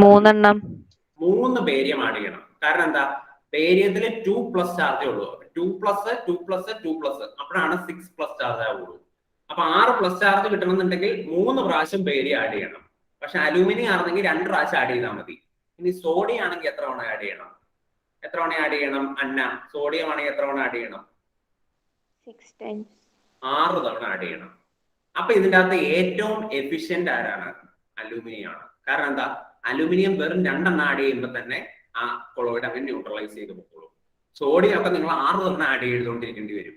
അപ്പൊ ചുരുക്കി പറഞ്ഞാൽ ഈ ഹാർഡീസ് ക്യൂസ് റൂൾ എന്താ പറയുന്നത്? നിങ്ങൾ ആഡ് ചെയ്യുന്ന ഫ്ലോക്കുലേറ്റിംഗ് അയോണിന്റെ വാലൻസി എന്ന് പറഞ്ഞാൽ അതിന്റെ അകത്തുള്ള ചാർജ് അത് കൂടുതലാണെങ്കിൽ അതിന്റെ കൊയാഗുലേഷൻ കപ്പാസിറ്റിയും കൂടുതലായിരിക്കും. അതായത് അത് പെട്ടെന്ന് തന്നെ ആ കൊളോയിഡിനെ കൊയാഗുലേറ്റ് ചെയ്യിപ്പിക്കും. അതായത് ആ കൊളോയിഡിനെ ന്യൂട്രലൈസ് ചെയ്യിപ്പിക്കും എന്നാണ് പറഞ്ഞത്. അതാണ് ഹാർഡീസ് ക്യൂസ് റൂൾ. അത് അലൂമിനിയത്തിന്റെ ചാർജ് ആണ് ഏറ്റവും കൂടുതൽ. അപ്പൊ അലൂമിനിയം ആയിരിക്കും പെട്ടെന്ന് കൊയാഗുലേറ്റ് ചെയ്യിപ്പിക്കുന്നത് കൊളോയിഡിനെ. സോഡിയത്തിന്റെ ചാർജ് വളരെ കുറവാണ്, അതുകൊണ്ട് സോഡിയം കൊയാഗുലേറ്റ് ചെയ്യിപ്പിക്കുന്നതും വളരെ കുറച്ചായിരിക്കും. ഇത്രേ ഉള്ളൂ. ഇതാണ് ഹാർഡീസ് റൂൾ. അപ്പൊ എക്സാമ്പിൾ ആയിട്ട് നിങ്ങൾ എഴുതിക്കോളൂ. എക്സാമ്പിൾ ഹാർഡീസ് റൂളിന്റെ എക്സാമ്പിൾ ഞാൻ പറയുന്ന പോലെ എഴുതിയാൽ മതി കേട്ടോ.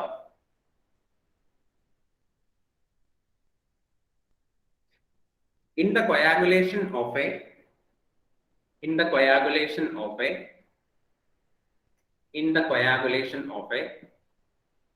negative colloid,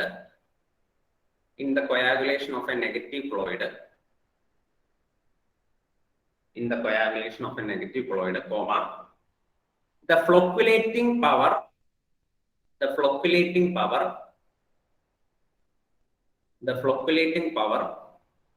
of positive ions,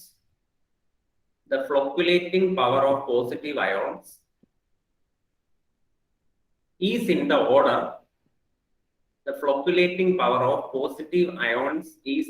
order, എന്ന് പറഞ്ഞുകൊണ്ട് ഇതുപോലെ എഴുതുക. അതെങ്ങനെ? Al3+ greater than Ba2+ greater than Na+. ഇതാണ് ഫ്ലോക്കുലേറ്റിംഗ് പവറിന്റെ ഓർഡർ. ഇനി നേരെ തിരിച്ചാന്ന് വിചാരിക്കുക.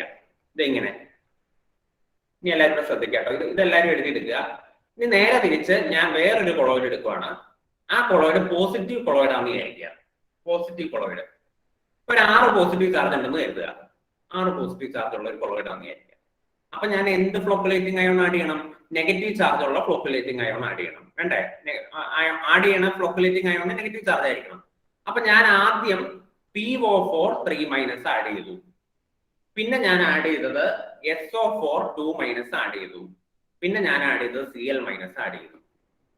അങ്ങനെയാണെങ്കിൽ ഇവിടെ ഏറ്റവും കൂടുതൽ ഫ്ലോക്കുലേറ്റിംഗ് പവർ ആർക്കായിരിക്കും? Coagulating power ആർക്കായിരിക്കും?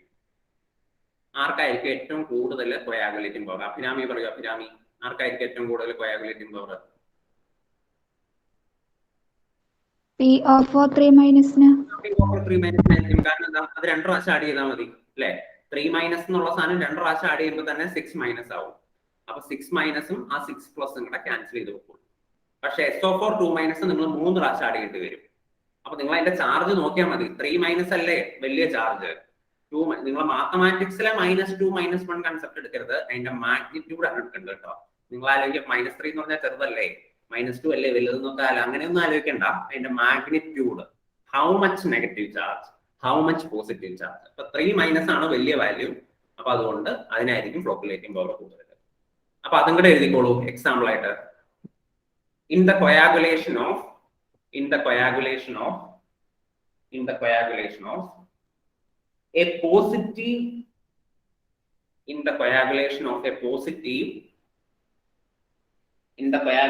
a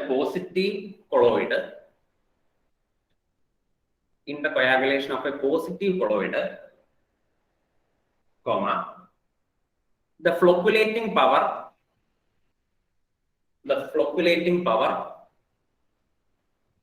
of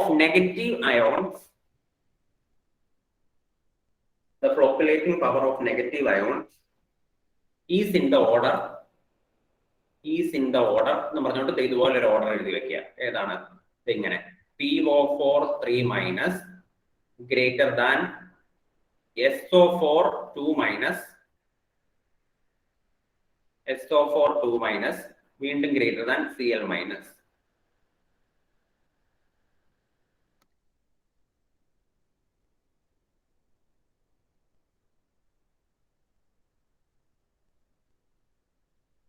ഒരു ചെറിയൊരു സാധനം കൂടെ ഉണ്ട്, അങ്ങനെ പറഞ്ഞിട്ടേ നിർത്തിയേക്കാം. Next last one, coagulating value. അടുത്ത ഹെഡിങ് കൊടുക്കുക.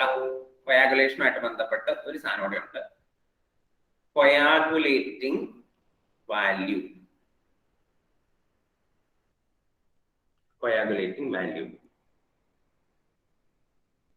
അതിന്റെ ഡെഫിനേഷൻ ഞാൻ അങ്ങ് എഴുതി തന്നേക്കാം, ആദ്യം എഴുതി എടുത്തോളുക.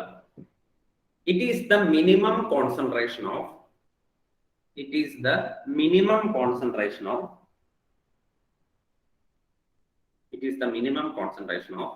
an electrolyte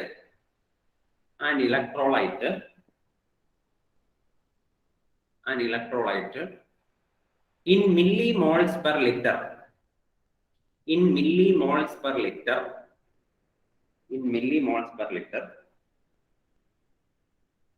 required to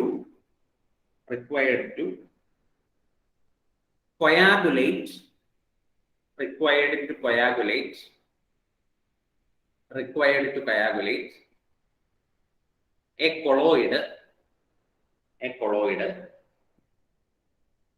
in 2 hours. 2 മണിക്കൂർ. In 2 hours.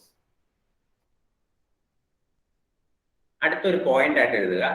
Next point, coagulating value is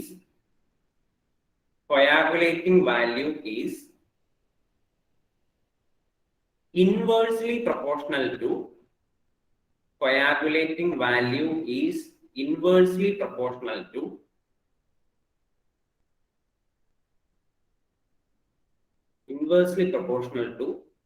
the coagulating power of an ion.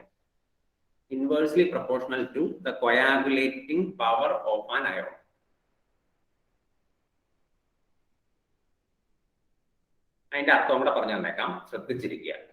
എന്താണ് കൊയാഗുലേറ്റിംഗ് വാല്യൂ, കൊയാഗുലേറ്റിംഗ് പവർ എന്ന് പറഞ്ഞാൽ എന്താണ്? അതായത് എൻ്റെ കയ്യിൽ ഒരു കൊളോയിഡ് ഉണ്ടെന്ന് കരുതുക. ഈ ബീക്കറിൽ ഒരു കൊളോയിഡ് ഉണ്ട്, അടുത്ത ബീക്കറിലും ആ സെയിം കൊളോയിഡ് തന്നെ ഞാൻ എടുത്തേക്ക് വന്നിരിക്കും. വേറൊരു ബീക്കർ ഉണ്ട്, ആ ബീക്കറിലും ഞാൻ ഈ സെയിം കൊളോയിഡ് എടുത്തേക്ക് വന്നിരിക്കുക. അതിന്റെ അർത്ഥം എന്നാണ്? 3 ബീക്കറിലും ഞാൻ എടുത്തേക്കുന്നത് ഒരേ കൊളോയിഡാണ്, ഒരേ അളവിലാണ് എടുത്തേക്കുന്നത്. എല്ലാം ഒരേ അളവിൽ ഒരേ കൊളോയിഡ് എടുത്തേക്കാണ്. ഈ കൊളോയിഡിനെല്ലാം ചാർജ് ഉണ്ടെന്ന് കരുതുക. ഇതിൻ്റെ അകത്തൊരു നെഗറ്റീവ് ചാർജ് ഉണ്ട്, ഇതിൻ്റെ അകത്തൊരു നെഗറ്റീവ് ചാർജ് ഉണ്ട്, ഇതിൻ്റെ അകത്ത് നെഗറ്റീവ് ചാർജ് ഉണ്ടെന്ന് കരുതുക. ഈ നെഗറ്റീവ് ചാർജിനെ കളയണം. എന്ത് ചെയ്യണം? ഈ നെഗറ്റീവ് ചാർജിനെ ഇല്ലാണ്ടാക്കണം ഈ കൊളോയിഡിൽ നിന്ന്. അതിനുവേണ്ടി ഞാൻ എന്ത് ചെയ്തു? ഈ കൊളോയിഡിലേക്ക് എ എന്ന് പറയുന്ന ഒരു സാധനം ആഡ് ചെയ്തു, ഈ കൊളോയിഡിലേക്ക് ബി എന്ന് പറയുന്ന ഒരു സാധനം ആഡ് ചെയ്തു, ഈ കൊളോയിഡിലേക്ക് സി എന്ന് പറയുന്ന ഒരു സാധനം ആഡ് ചെയ്തു. ഇനി എന്തോരം ആഡ് ചെയ്തു നോക്കാം. എ ഒരു 2 മില്ലിമോൾ പെർ ലിറ്റർ ആഡ് ചെയ്തു, ബി എന്ന് പറയുന്നത് ഒരു 10 മില്ലിമോൾ പെർ ലിറ്റർ ആഡ് ചെയ്തു, സി എന്ന് പറയുന്നത് ഒരു 20 മില്ലിമോൾ പെർ ലിറ്റർ ആഡ് ചെയ്തു. എന്ന് പറഞ്ഞാൽ അതിന്റെ അർത്ഥം എന്നാ? എ എന്ന് പറയുന്ന സാധനം 2 മില്ലിമോൾ പെർ ലിറ്റർ ആഡ് ചെയ്തപ്പോ ആ കൊളോയിഡ് ന്യൂട്രലൈസ് ചെയ്തു പോയി. അതായത് ആ കൊളോയിഡിനെ കൊയാഗുലേറ്റ് ചെയ്യാൻ പറ്റി, അത് കൊളോയിഡിലുള്ള നെഗറ്റീവ് ചാർജിനെ കളയാൻ പറ്റി. പക്ഷെ ബി എന്ന് പറയുന്ന സാധനം 10 അല്ലെ, 10 എന്നല്ലേ എഴുതിയേക്കണേ. ബി എന്ന് പറയുന്ന സാധനം 10 മില്ലിമോൾ ആഡ് ചെയ്തപ്പോഴാണ് എനിക്ക് ആ കൊളോയിഡിനെ ന്യൂട്രലൈസ് ചെയ്യാൻ പറ്റിയത്. സി എന്ന് പറയുന്ന സാധനം പക്ഷേ 20 മില്ലിമോൾ ആഡ് ചെയ്ത് കഴിഞ്ഞപ്പോഴാണ് എനിക്ക് ആ കൊളോയിഡിനെ ന്യൂട്രലൈസ് ചെയ്യാൻ പറ്റിയത്. അതായത് ആ കൊളോയിഡിലുള്ള ചാർജിനെ ഇല്ലാണ്ടാക്കാൻ പറ്റിയത്. അങ്ങനെയാണെങ്കിൽ ഞാൻ ഈ ആഡ് ചെയ്ത വാല്യൂ ഉണ്ടല്ലോ, അതിനെയാണ് കൊയാഗുലേറ്റിംഗ് വാല്യൂ എന്ന് പറയുന്നത്. അപ്പൊ എയുടെ കൊയാഗുലേറ്റിംഗ് വാല്യൂ എന്ന് പറഞ്ഞാൽ 2 മില്ലിമോൾ പെർ ലിറ്റർ, ബിയുടെ കൊയാഗുലേറ്റിംഗ് വാല്യൂ എന്ന് പറഞ്ഞാൽ 10 മില്ലിമോൾ പെർ ലിറ്റർ, സിയുടെ കൊയാഗുലേറ്റിംഗ് വാല്യൂ എന്ന് പറഞ്ഞാൽ 20 മില്ലിമോൾ പെർ. അതായത് ഒരു കൊളോയിഡിനെ കൊയാഗുലേറ്റ് ചെയ്യിപ്പിക്കാനായിട്ട് ഞാൻ എത്രമാത്രം ആഡ് ചെയ്യണം, ഈ വസ്തു ആഡ് ചെയ്യണം എന്നുള്ളതാണ് അതിന്റെ കൊയാഗുലേറ്റിംഗ് വാല്യൂ. അത്രേ ഉള്ളൂ. അങ്ങനെയാണെങ്കിൽ എന്റെ ചോദ്യം, ഇതിൽ ഏറ്റവും കൂടുതൽ പവർ ആർക്കാണ്? എക്കാണോ, ബിക്കാണോ, സിക്കാണോ? ഏറ്റവും കൂടുതൽ കഴിവ്, അതായത് ആ കൊളോയിഡിനെ കൊയാഗുലേറ്റ് ചെയ്യിപ്പിക്കാനുള്ള കഴിവ് കൂടുതൽ ആർക്കാണ്? ആർക്കാണ് ഏറ്റവും കൂടുതൽ കഴിവ്? ആർക്കാണ് ആലിയ ഏറ്റവും കൂടുതൽ കഴിവ്? എക്കാണ്. കാരണം എന്താ? എ വെറും 2 മില്ലിമോൾ ആഡ് ചെയ്തപ്പോ തന്നെ ആ കൊളോയിഡ് അങ്ങ് നശിച്ചുപോയി, അതായത് കൊളോയിഡ് കൊയാഗുലേറ്റ് ചെയ്തു പോയി. അപ്പൊ എയുടെ കൊയാഗുലേറ്റിംഗ് വാല്യൂ വളരെ കുറവല്ലേ, അല്ലെ? 2 മില്ലിമോൾ അല്ലേ ഉള്ളൂ, പക്ഷെ അതിന്റെ പവർ വളരെ കൂടുതലല്ലേ? അതാണ് ആ ലാസ്റ്റ് എഴുതിയേക്കുന്ന sentence. Coagulating value is inversely proportional to coagulating power എന്ന് പറഞ്ഞാൽ അതിന്റെ അർത്ഥം എന്നാ? കൊയാഗുലേറ്റിംഗ് വാല്യൂ വളരെ കുറവാണെങ്കിൽ കൊയാഗുലേറ്റിംഗ് പവർ വളരെ കൂടുതലായിരിക്കും എന്നാണ് അതിന്റെ അർത്ഥം. വാല്യൂ കുറവുള്ള ആൾക്ക് പവർ കൂടുതലായിരിക്കും എന്നാണ് പറഞ്ഞിട്ട്. അപ്പൊ എയുടെ കൊയാഗുലേറ്റിംഗ് വാല്യൂ വളരെ കുറവാണ്, പക്ഷെ പുള്ളിക്കാണ് ഏറ്റവും കൂടുതൽ പവർ. അപ്പൊ ഇന്നത്തെ തൽക്കാലം ഞാൻ നിർത്തുവാണ്. നിങ്ങൾ ലീവ് ചെയ്യരുത്, നിങ്ങൾ ആ ഫോം ഫില്ല് ചെയ്തിട്ട് ലീവ് ചെയ്തോളൂ. Okay, thank you.